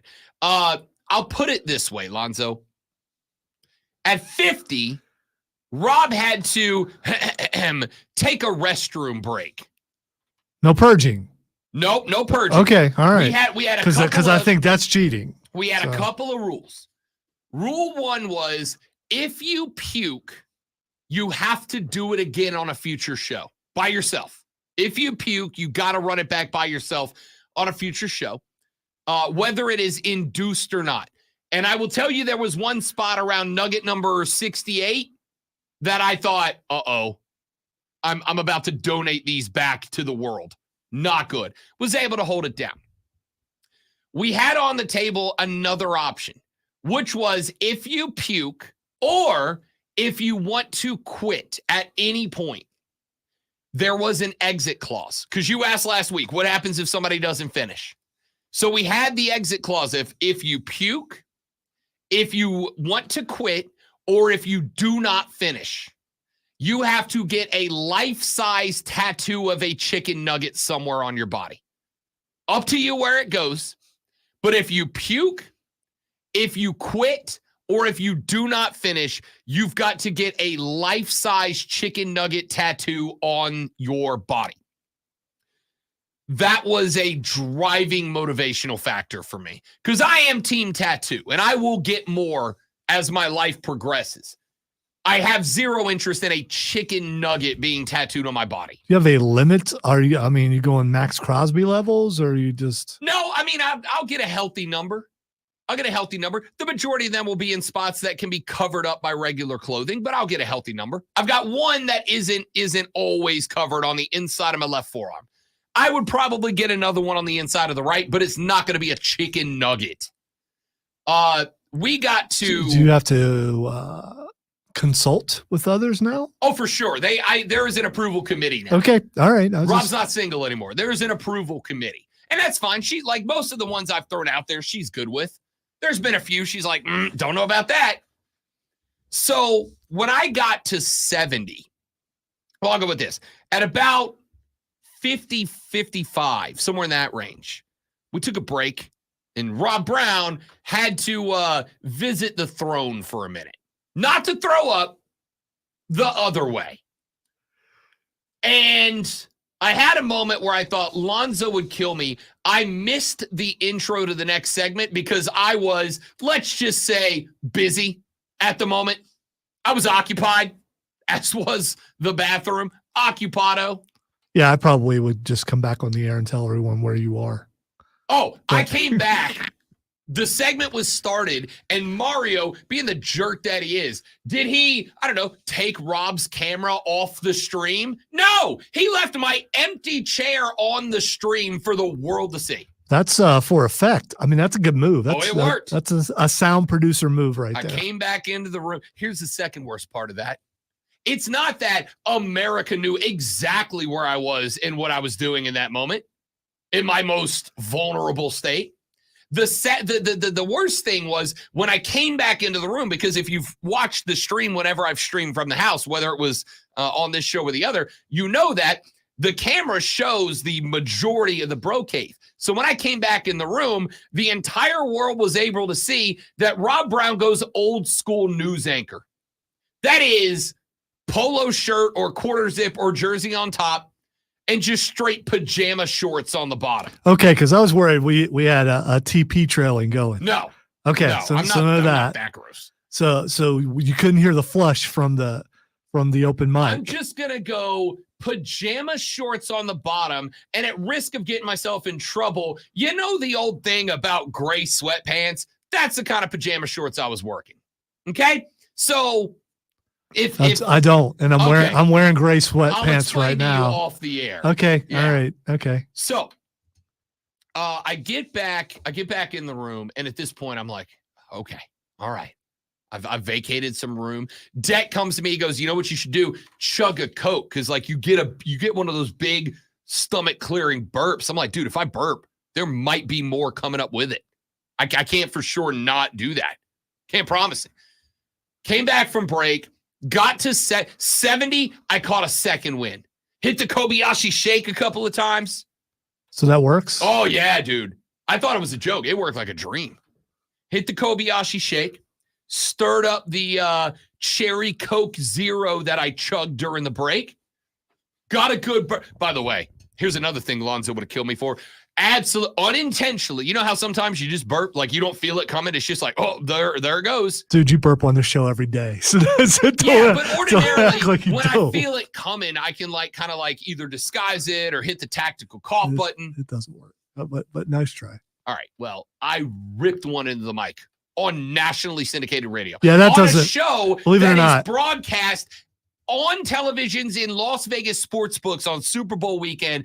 Ripped one into the mic and did not feel bad for a second. The first sports show I did, the operations manager, that's the program director, said, be as nasty and disgusting as you can. So we belched like crazy on that show. So I have an appreciation for that because it's nostalgia for me. I'll tell you what, it happened and I felt incredible. I was like, let's go. 5 more, no problem. Were you judged and commended for Mario looked like he was going to die. Okay. All right. Mario looked like he was going to die when I did it. And he looks like he gave me the look. Mario's not always on the stream. Like we've got a little software program. And so you have the big box and then you have down at the bottom the line of boxes that aren't on the screen that are preview. You mean like Diesel's little box? Correct. Okay. All right. And they're not on the air, but Mario stays on the screen down at the bottom so that he can kind of give us cues or hold up a sign about what we need to do next or whatever. And he looked into that camera like he was going to kill me for doing that. And I looked at him and went, I don't care, dude. I don't care. I'll do it again. It wasn't like he could smell it or something. No, I mean, if he was in the same room, I mean, you do that here, it might gross me out if I smell something, but if not, I don't care. Just a rip, man. I don't know. I'm not even sure the boss would care if you did it here. I'm not suggesting you do it now. I'm just saying I don't. That doesn't bother me like the way you thought it would. So we hit 70. And I how much room do you think you made with that? Probably enough. Just a couple. Okay, all right. I only had 5 more to go, and I shredded the last 5. Finished the last one at the start of the final segment. We had to do all of them on air. They put a chicken nugget counter on the bottom. By the way, the video, I'm guessing you put that video together before the chicken nugget. That was well done. Mario I enjoyed did that. It. Yeah. They put a chicken nugget counter on us, so we had to eat all 75 on the air so that they could tick them off as we go. So we get done, and the fiance and I had made plans to go up to her parents' house. They live up in Anderson, about a 40-minute drive from the house. So we had the plans in place. I get off the air and she's like, let's go. And I'm like, where? To my grave? I am toast. She's like, no, we got to see my parents. I'm like, oh, I forgot. So I told her, I'm like, you're driving. I'm not driving right now. I'm nugget drunk. I'm not driving. Get in the car and go up there. You can be nugget drunk. Dude, Did you have the meat sweats? I caught the meat sweats. I was nugget drunk. It So hurt. you went straight up Usher on your way and For sure. Okay. We get up to her. Went to her stepdad and mom's house first. I'm just sitting on the couch. It's everything I have to do not to unbutton my jeans on her mom's couch. Just her stepdad looks at me. He's like, "Young man, you look terrible." I'm like, "Yeah, I bet I do. I'm 8 Happy Meals deep. I bet I do." We go to the dad's house, or dad and stepmom's house, and much like my family, everything you do there, it's all food centric, right? It's all food based. If you go up there, you're eating something, even if it's just a little snack around the table. We get there, sit on the couch. They got a new puppy. We're hanging out with the dog, and her dad steps up. He's like, "I'm hungry." Everybody's like, "All right, let's get some food." I'm like, "Please don't ask me. Please don't ask me. Please don't ask me." Dead in the face. He's like, "Rob, you want some Mexican?" Everything I had not to yak. Oh, come on. It's a change of pace after all the chicken. It was after all the chicken. None of the rest of that sentence mattered. None of the rest of it. I thought it was going to be fine. I thought we're good at the end. I'd be like, "All right, that was a night hard." Oh, man, I was ready to go. Now, here's the nice part. Woke up Sunday. And the lady friend and I slept in on Sunday, right? We knew it was going to be a long day. We got a little extra Z time in there. Wake up Sunday, check my phone when I get up, and I see that Mario and Cody have been texting in our little group text for like 3 hours already. I'm like, what are these clowns talking about, right? There's no show today. What are they texting about? Dex says, "Dude, I've enjoyed working with you guys. I think I'm going to die." Mario goes, "I have been in a hot sauna for an hour just trying to sweat it out." Really? Yeah. He went with hot sauna. He Okay. went with hot sauna to try to sweat it He out. does have California hair, so you could just picture him in the sauna. Listen, I'm team sauna. If you've never done a sauna before, it's a game changer. All right. When I think sauna, I think mafia. So No. I can't really go in there. I am team sauna. They are fantastic. These two dudes were not good on Sunday. We're not good. I texted Cody. I'm like, "Hey, there's no show. No need to be dramatic." He's like, "Rob Brown, I went to the gym." Cody's like I said, twice a day gym guy, every day without fail. He's like, "I went to the gym. I walked in. I was in pain putting on my shoes. I'm done. I'm roasted. I'm out." He goes, "I've been sweating salt water for like a day now. Can't do it." I woke up Sunday, and you know what I did? I rolled out of bed, and I cut myself a slice of king cake for breakfast. I was back, baby. Knocked down some pizza and wings at the party last night. I was back. Deck just texted me about an hour ago and goes, "I am not okay. I'm still not okay." At what point do I get to call him out for being weak? Yesterday? Yesterday? Yeah. Yeah. I mean, come on. This is an athlete, an elite athlete. I mean, someone who's made it to the highest level that you can get in his sport, and he can't handle a few nuggets. I mean, I think you gotta you gotta do, especially Saturday. Dude, you played Major League Baseball, and you are telling me that Randy Johnson didn't take you out. McDonald's did.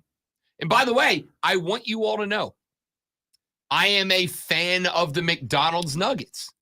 I'm a fan. They are absolutely a top-notch nugget.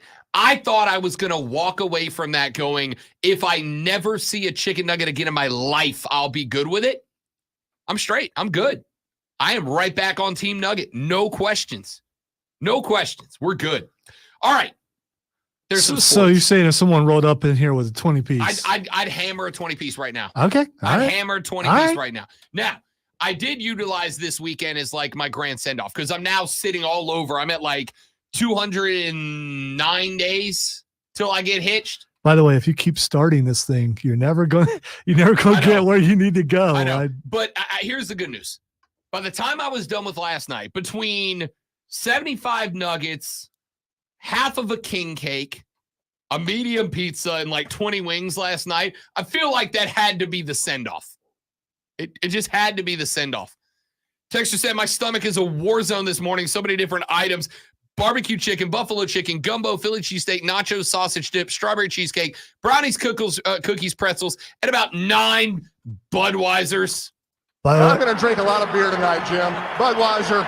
I made my best wings ever yesterday. I was so excited. They taste so good. It's like, should I just never do it again? Because I can't top it. And it was just ranch wings, but I put some olive oil on there, and it just cooked perfect with the ranch, with the right mix of everything. And I took that first bite and was like, wow. Yo, I'm still team wings. I'm still team wings. I'm still team nugget. I'm still team pizza. I just got to get my life together. But absolutely worth it. We put a treadmill right over there. we could do that. Dude. We got space.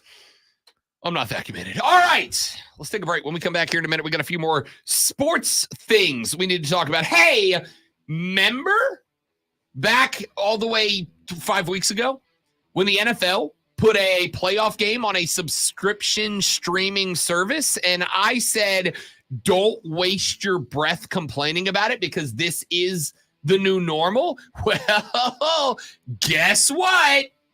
I was right again. We'll talk about that more when we come back on the Rob Brown Show on the Fan Upstate.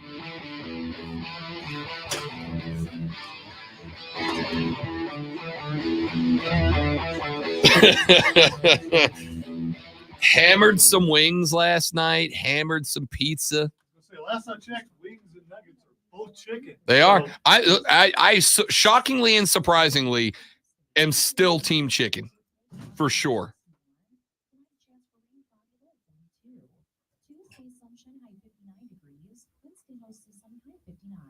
Meteorologist Jennifer Wojcicki on the Fan Upstate. Currently, it's 57.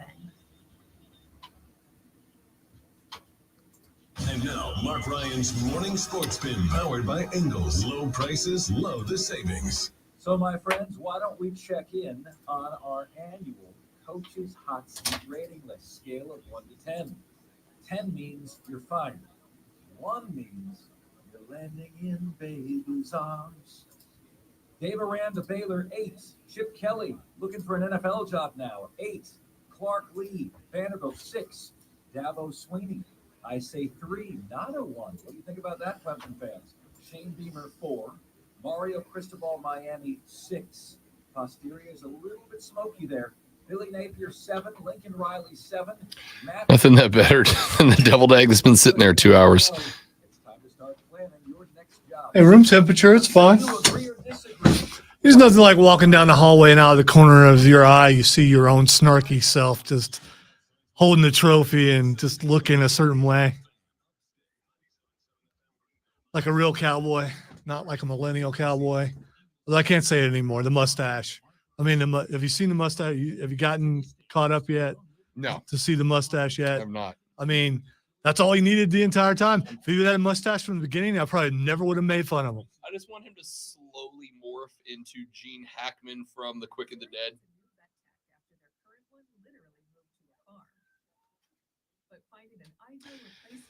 What? There was a Western. Somebody help me out. There was a Western with Kurt Russell and Samuel L. Jackson.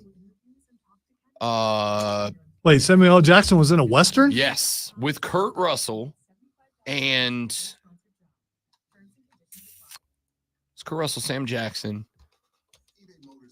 Fred the Super Cat, a throwback to Rob Brown's Florida days. Been a minute, dude. How The you Hateful doing? Eight. Mm-hmm. Okay. That's it. So it was a Tarantino thing? Yes. That's why I didn't watch it, because Yes. it's like, if F-bombs were And I money, want- you'd be a millionaire in a Tarantino movie. Dude, I love that movie. And I want to see Hangman just become Kurt Russell from The Hateful Eight. Did he have the Selleck mustache? See, that's He the thing. had like the big. Oh, like, okay. Actually, I do dramatic remember stash. seeing that now. I remember seeing the previews.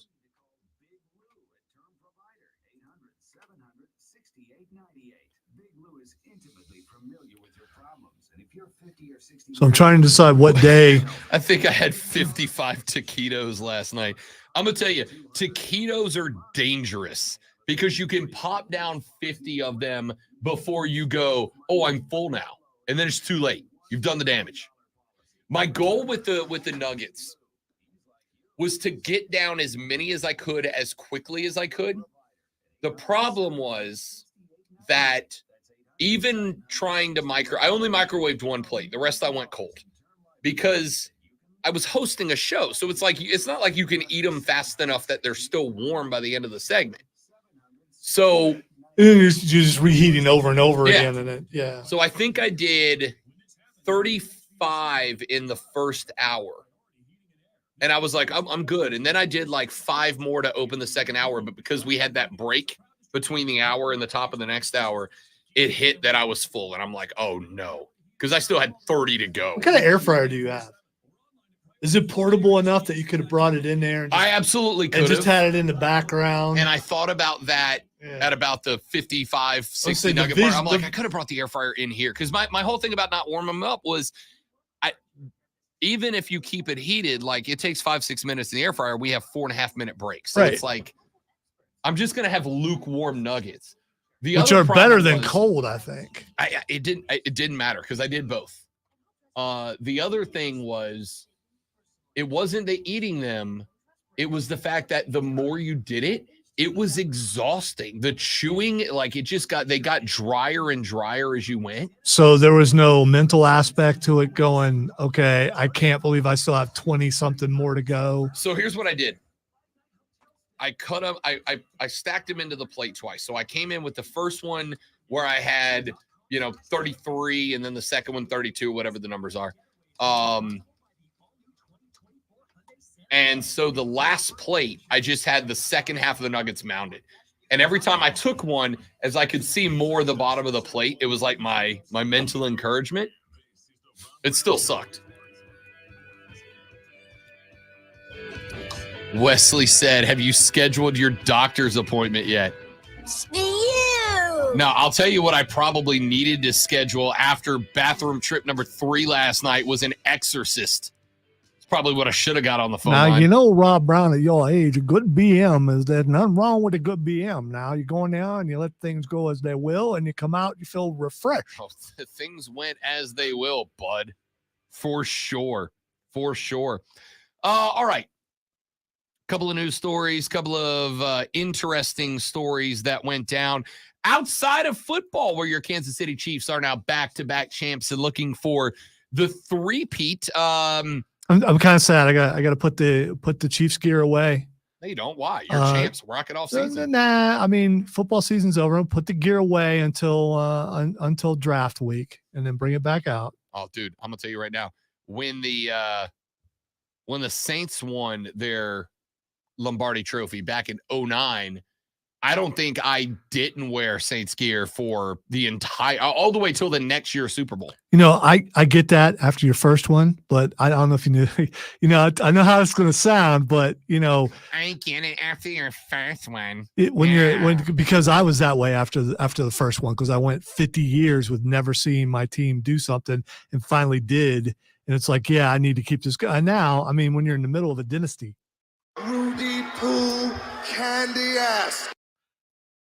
Okay, I guess That's not the one I wanted to. I guess it's acceptable to play him now since things have been fixed to a degree. I owe you an apology. I wasn't really familiar with your game. I love Shaq. Fight Club's going to be lit on Thursday, by the way. Lit on Thursday. I haven't gotten through it, but Triple H going, it doesn't matter if you don't like the decision. It was it's also about his delivery too. Yeah. Perfect.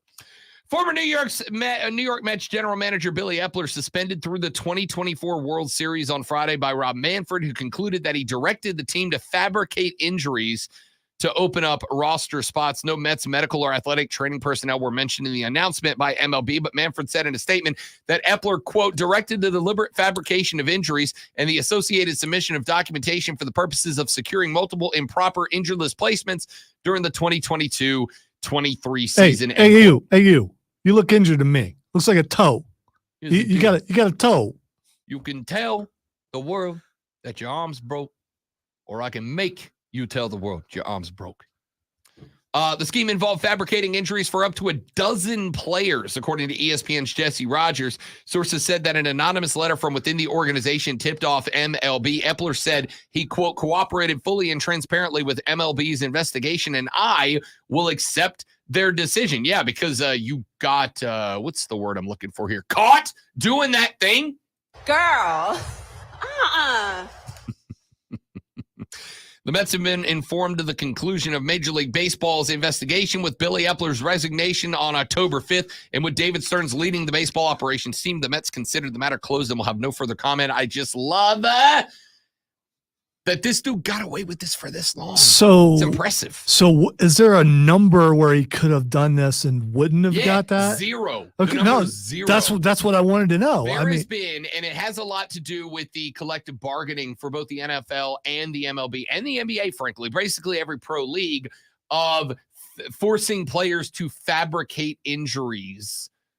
There's been a big discussion about that. The Chiefs, and again, Kadarius Toney right now, right? Like I promise you this discussion's going to come back up, because the Chiefs for a while there, when Toney was on the injury report, he came on that IG Live and said he wasn't. And then all of a sudden he gets healthy scratched before this one. It makes everybody turn a raised eyebrow back towards the other regular season and playoff games where he was listed on the injury. All right. First of all, no one's turning an eyebrow when they put him on a healthy scratch. And you're like, yeah, because you want to win. No, it wasn't that you he was win. scratched. No, I get it. That he was scratched and came out and said, "Oh no, I wasn't hurt." Well, so that will come down to interviewing the team doctors and them proving that he was hurt. I mean, and I guess that's pretty easy to do to a degree. Yeah, I wish him the best. But in this case, for the baseball thing, so how much did this have to happen for them to put a rule in there to stop it from happening further? Like I said, it's been a rule that the injury report is not for roster designations. Basically, can't do this. It's a big deal. So I am not shocked that Epler is not in the league anymore, because that's what would have been the ramification for this, to the point that I at this point almost have to suspect the reason that he was, or the reason he terminated his own employment, was because this investigation was in the works. I thought you said he got suspended, so he quit. He quit back in October. He resigned. Okay, all right. And my suspicion is this is now why. We know that now. Texter said, Rob, can we talk about how absolutely out of control the Waste Management has gotten? Yes, we can, Texter, because we talk about all the sports on the Rob Brown Show. It's a sports show. I will tell you. I follow Shooter McGavin on no, it's not really the Shooter, but it's a fake account. Shooter.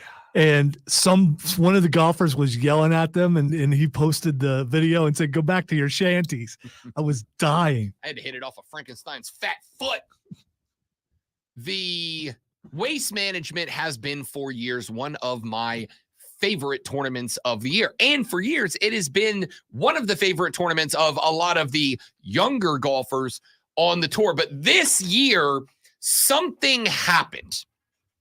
And I wondered how and why it happened. I'm going to blame AEW. I'm not. I'll tell you who I am going to blame. The influencer generation. Blame Canada. Oh, okay. I'm not blaming Canada. Canada had nothing to do with this. I'm blaming the influencer generation, and here's why. For many, many years, the Waste Management was a haven for golf fans who love golf.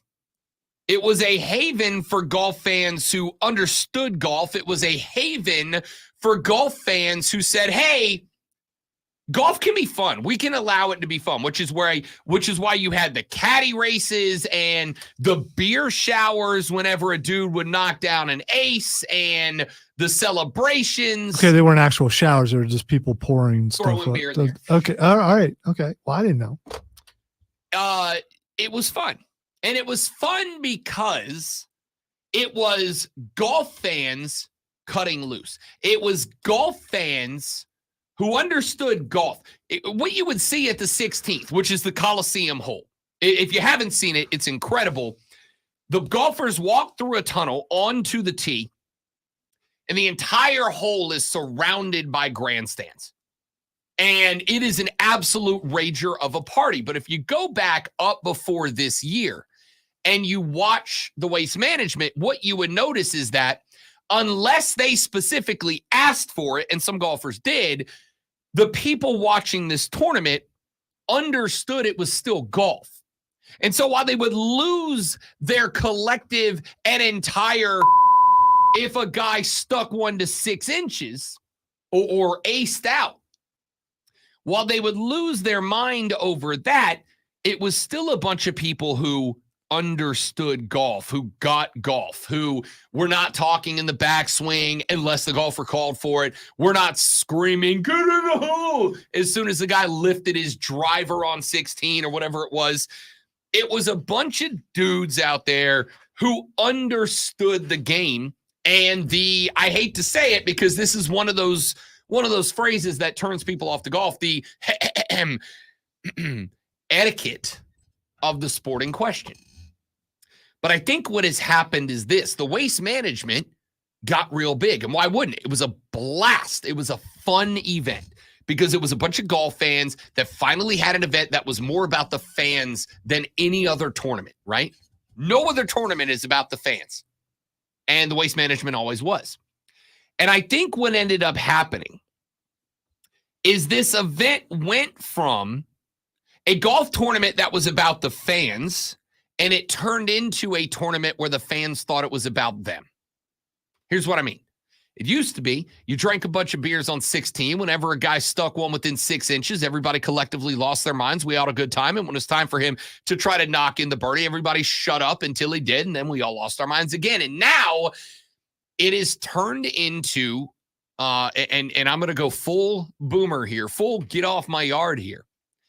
It is turned into a fan base of people who want the TikTok clout.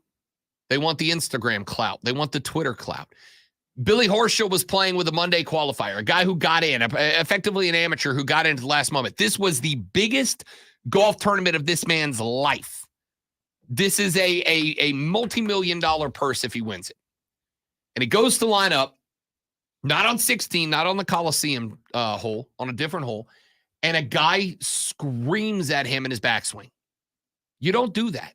Unless the golfer specifically raises the hand, and some guys have done this. They pump up the crowd before their shot. It's fun for them.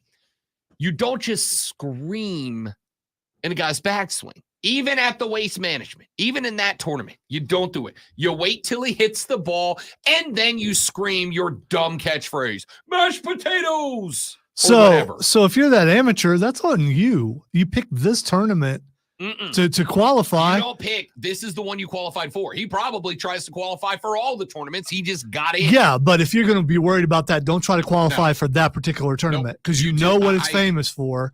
And so that's the thing. It is not famous for that. It is famous for you hit your golf shot and then they go bananas when you hit a great golf shot, not you got dudes blasting you while you're in the backswing of a golf swing. Because from things that were said last week and have been said in the past, I thought that it was all fair game, that it was Happy Gilmore, and it's basically all it was for the entire thing. No, it is very much a spot where if you hit a great shot that lands on the green, everybody's going to lose their collective you-know-what. But nobody screams in the backswing until this year. It got so bad at this tournament, and this is why I am heartbroken. I am heartbroken. I have always wanted to go to the Waste Management. Always. It is fine to knock back a handful of shots and brewskis and cut a little loose and have some fun, but you've still got to, this is not a football game. You have still got to respect the etiquette of the game while also collectively not doing any of it. But all the things you're talking about are not part of the etiquette of the game. So how can you respect it when you add all that stuff in? You don't yell in a guy's backswing. I don't care where you are. I'm talking about the craziness and all the drinking and everything. It doesn't, I've never heard of that anywhere else except for here. So it's not part of the etiquette. It's not part of the game. So you're expecting people to do something that they would do other places and act differently here? Yes and no at the same time. Okay, when I normally do this stuff, I'm at a football game, so I act this way. Correct. Imagine this. If you are at a football game and a guy scores a touchdown, you pop off and lose your mind, right? Imagine it is 3rd and 9 with 3 seconds on the clock. You got to score a touchdown. Your offense is in the huddle, and your stadium is all collectively screaming and shouting and yelling and playing their fight song and blasting music on the speakers. You'd be like, what are we doing? This is not the time for this. Be quiet so that they can communicate before they run the play. You mean That's the backstory. every Sunday in Panther Stadium? All 43 of them. When the visiting team is louder than That's it. Yeah. That's it. No, it is absolutely a spot where you get to pretend the golf tournament is a football game. There are still spots. And I won't let you take my Panther joke away from me. It was a good one. I'm not trying to. Just because you didn't get it. There is a spot in the game where you still have to respect the game. And when it got to the point that you had when you got to the pot that you had the Waste Management Open decide we have to cut off alcohol, that is the spot where you have taken the fun away from a very special tournament. That is the spot where you have taken the fun out of what is supposed to be the most fun tournament on the How game. should they have handled it then? Start kicking people the hell out. Okay. Start kicking. All The right. minute that a guy's in his backswing and you yell mashed potatoes at him in the backswing, you're gone. Sorry, mashed potatoes. You're gone. This is pretty funny. That's the phrase. I mean, when you're sitting there thinking, okay, what can I do to heckle this guy? Mashed potatoes. That has become a phrase of, again, people who are trying to get them to use a Shivani take. That's when the crowd's trying to get itself over. Again, wrestling, kind of the same thing. A crowd being super into a match and loud and alive and popping to where they get noticed on TV, that's one thing. It is a totally different thing when they are doing it to get themselves over instead of the show itself. When you are actively hurting the show just to get yourself over, that's where it's bad. This golf audience, to put it in the terms Lonzo can understand, was trying to get itself over to the detriment of the performers. Thank you for going where You're very welcome. That's I what I'm here appreciate that. And I did get it before, but that painted the picture even more clearly. You're welcome. So I think that's a huge bummer, man. I think it's a huge bummer that they let it get to that point because it's the best. Now, Texture says, as an avid golfer and a watcher of golf, it's one hole at one tournament. Golfers need to deal with it just once. They know it's coming. Here's the problem. Yes, you are correct. Here's the problem. The problem is that the biggest golfers are going to stop coming to this tournament, right? You're going to end up with this tournament being effectively a glorified amateur tournament. You're going to end up losing the mystique because the guys like Fowler and Scheffler, they're not going to show up. You already lost half of them to the Live Tour, and the ones you still have on this tour are going to stop showing up. It's got to have a baseline of control. Tune it out, professional. You're out there. You're a professional. Tune it out. That's not how it works. I mean, yeah, sure it is. Tune it out. You get paid a lot of money. Tune it out. Yeah, again, that's not how it You're works. proper. No, keep going. Oh, what a keep great. talking. Keep talking. Oh, tune it out. No, you would. What a great You shot. would. Yeah, if the golfers had a slider on the crowd, they'd be able to do it too, wouldn't they? That's the point. So you're laughing at saying I would use the tools that. Yes, correct. I mean, So all of that being said, I love this tournament. I'm going to, hopefully it comes back, but Joey B just nailed it. And this is the problem I have, like, for instance, and then I'll shut up because we got to go to a break.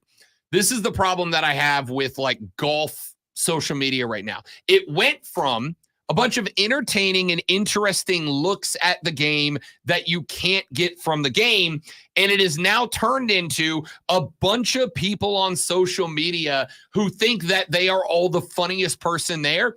And then there's a bunch of the funniest persons there who think, oh, now I got to be funnier than that guy. Oh, now I got to be funnier than that guy. Oh, now I got to be funnier than that guy. And it creates a situation where everybody trying to one-up each other for attention has led to the downfall of this tournament. Joey B absolutely nailed that.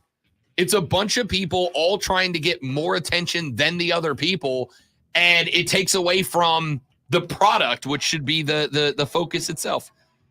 I didn't know I was going to do a golf hot take today, but here we are. Hey, here's a hot take. We're late for the break on the Rob Brown Show on the Fan Upstate.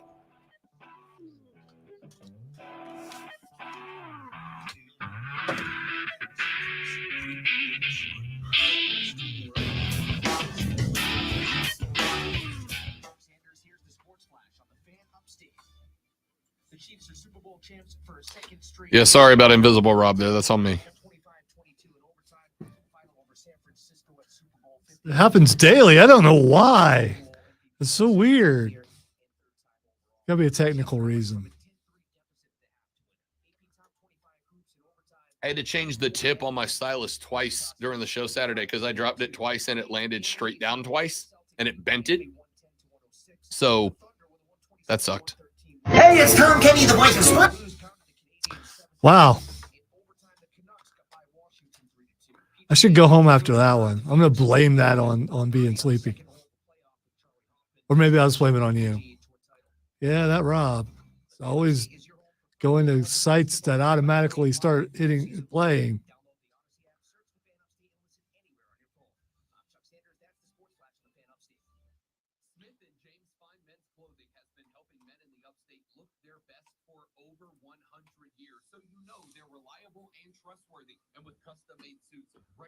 Viva, Viva. By the way, Zach, Vegas. a lot of people didn't know the rules. I didn't know the rules till they explained it. I knew they had changed them, but I didn't know what the rules were. And this is only, the second time in history that it's gone to overtime? Second time. Yeah, so, I mean. I am going to say, I'm going to go full Lonzo here. That's on you, dog. Yeah, it is. That's on you. Do you think all the Chiefs knew? Maybe they did. That's on you. Maybe they didn't. So it's like when you're training on this job and something goes wrong, there's no way you can train everybody about every possible thing that could happen in this job until it goes wrong, and then you tell them how to fix it. They could have trained them on overtime, and it's one of those things where I disagree with that. Dynamic situations in the game happen. The rules of overtime were written down before the game started. There's no reason not. Right, I didn't know, Joe, and except for when the referee explained it at the beginning. They had who was it? Jay Feely explain it before they even went to it. I thought the referee explained it wrong. It up. Then Vinovich brought it up. Also, Bill Vinovich, you're not off the hook. I ever see you, it's on site, dog. There were some missed things there, going against the Chiefs and some phantom things, and I'm thinking, okay, Rob is very the script. Yes.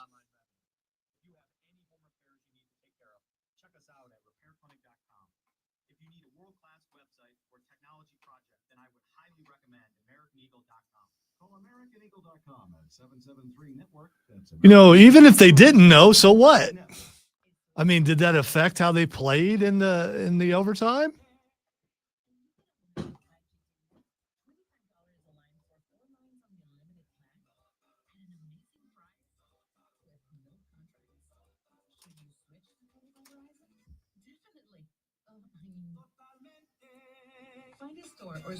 Oh yeah, the old lady's Doritos commercial I thought was pretty good too. The Spanish thing reminded me of that.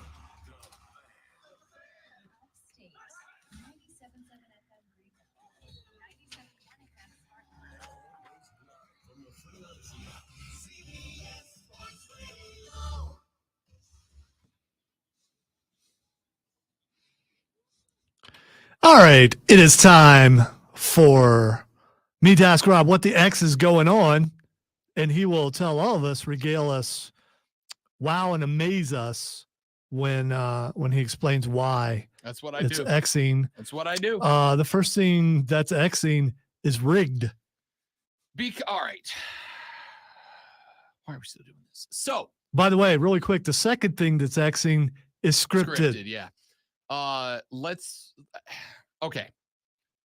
Good Lord, I am going full boomer on the show today. There is this mindset that is for whatever reason grasping a very large subset of America that if it's not the way I want it to be, obviously there's some dark shadowy they out there that's America. making it go the other way. right? It can't just be that I was wrong or that I don't get everything I want or that maybe I'm in the minority in this particular thought process. No. There's always they, and they always finds a way to put their thumb on the table in the opposite direction. It couldn't just be that maybe the Kansas City Chiefs were better prepared with a good enough team, better coach, didn't blow it in big-time situations. No. It has to be that Travis Kelce and Taylor Swift made this happen. Guys, there's no they. There's no script. It's not rigged. The Chiefs were a better football team last night. And I'll tell you, if you rerun that game back today, there's a very good chance San Francisco might win the rematch, okay? It's not scripted. It's not rigged. You got one crack at it. That's it. And they blew it. It's not scripted. It's not rigged. There's no they. You were just wrong, bro. And it happens. It sounds like the sort of thing you'd hear on the show that picked San Francisco to win. Well, we'll see. All right. The next thing that's Xing is roid rage. That's why Travis tackled Andy Reid. Is that that's why it's trending? Yes, they're saying that was roid rage. I've seen roid rage. It does not end that nice. It definitely does not end that nice. I saw roid rage to the point where a guy like took a fire extinguisher and broke off the bottom half of the RA's door and crawled through, forcing him to jump out the second story window. That's roid rage. What he did last night, he was passionate. He bumped his coach. He shouldn't have did it. Shouldn't have gotten in his face, but it wasn't roid rage. Oh, you think it's roid rage? No. I think it's roid rage. I was just going to say I think it was a real bad look from Trav. Oh, it was. Absolutely. I'm not defending what he did. Real bad you look. should never get in your coach's face for anything. That's yelling at your boss. You should not do that. But he did, and it's out there, and we will forever have memes from it. I am grateful for that because there's been some pretty good ones. All right, the next thing that's Xing, unfortunately, is Tom Brady. I'm going to start with the BetMGM Tom Brady commercial was great. I love that there was an entire commercial featuring Vince Vaughn that revolved around the concept of Tom Brady. Yeah, I was going to say Tom Brady had a good night. Tom Brady had a real good night. He was in a commercial with J-Lo, Matt, and Ben. He was in one with Vince. By that way, that one Gronk. that also had Jack Harlow and Fatboy Slim in it, which I didn't know. FanDuel. The commercial with Carl Weathers in it. Yeah. I wasn't ready. Okay. Yeah. Now I know you likely filmed and produced and had that thing ready to go before he passed away. Well, yeah. I appreciate There's you no sticking likely they did. I mean, okay, obviously. Yeah. I appreciate you sticking the Carl Weathers RIP tag on the end of it, but I wasn't ready. Yeah, in the comments that he missed the kick because Carl passed before. Yeah. It just, yeah. And you couldn't even RIP it. You could have pulled the piece from Happy Gilmore of Carl up in the sky. You could have put him up. You could have put Chubbs up there. Yeah, I'm sure Adam Sandler would have agreed to that. All right, and finally, last thing, Marvel Jesus. Deadpool. Cannot wait, dude. Cannot wait. The amount of wall breaking in one. Oh, I can't wait. Packy doesn't scare me. We had to explain to my wife last night why she cannot go with us to see it. That's good call. Miss Lisa, don't take that from Lonzo. You go with him. She did. You go with him to that movie. No, we kept her away from the first two. No. She's definitely not seeing the third Miss one. Lisa, you go with Lonzo to see that movie. Don't you do that. I mean, stop it. All right. Well, let's just go away. All right, how about for 20 hours or so? Back here tomorrow to do it all over again, but better for Lonzo. I'm Rob. Y'all have a great, lovely, enjoyable rest of your Monday. We'll see you back here tomorrow on the Rob Brown Show with the Fan Upstate later. Yeah!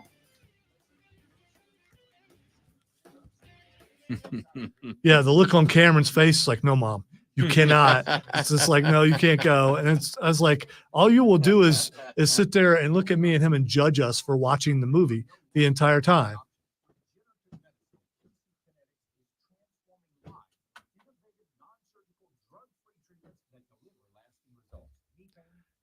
And Hugh Jackman is probably going to be worse than anybody else in the entire thing. Oh, he's going to be awful, and I can't wait. I mean awful in the best kind of way.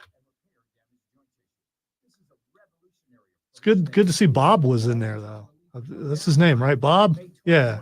The greatest character in Marvel history. Although in the comic books, because I was reading up on sidekicks, and I think I do have him in the thing. Actually I do. He is in the brackets as a sidekick. Bob was a low-level Hydra agent that Deadpool turned to his side. So Bob's a fantastic character and would not work for anybody but Deadpool, but he was so good. I'm very excited about it. And they got the same actor too. I am shocked at the prevalence of the TVA. But it makes good sense. It makes perfect sense. The interesting thing is how very clear how okay they are with the number of Disney references from Deadpool, right? Packing doesn't scare me, but it does scare Disney. Like, phenomenal. Although I don't know if all right, admittedly, I didn't get that. I figured it was a sexual reference. No? Packing weapons, pulling guns and okay. I took it as something else. No. Okay, all right. So I love the reference. I love going heavy into the TVA out of the gate. I think that's great. But somebody made the point that, and I think this is probably fair, does Deadpool end up is this like the crossover point between the Disney MCU and the Sony portions of Marvel? Is Deadpool the bridge? Yeah, that's what he's got to be. Yeah. Right? And what a great bridge to use Deadpool to pull those two universes together. Well, he did say the Marvel universe as you know it is dead, or whatever he said. Yeah. Oh, he's going to fix it. That's what he said. He's going to fix it. My favorite comic book of all time is Deadpool Kills the MCU. Or the MCU. It's Deadpool Kills the Marvel Universe. Which is just Deadpool chapter by chapter hunting down and murdering every Marvel character. And it's incredibly well written. And it ends, not to spoiler, but it's been out for 2 decades now. The last page, Deadpool realizes that he can't finish that story unless he kills the person writing and drawing the comic book. And so he does. And it's so well done. All right, dudes and dudettes. That's what I think. I think this is your crossover bridge from Sony and Marvel finally pulling it together. And I'm here for it. I'm very here for it. All right, ladies and gentlemen, you're all spectacular people. Thank you so much for hanging out with us. We'll be back tomorrow and progressively working our way towards basketball season. Have a great day. Goodbye. I just thought about Kevin for some reason because near the end –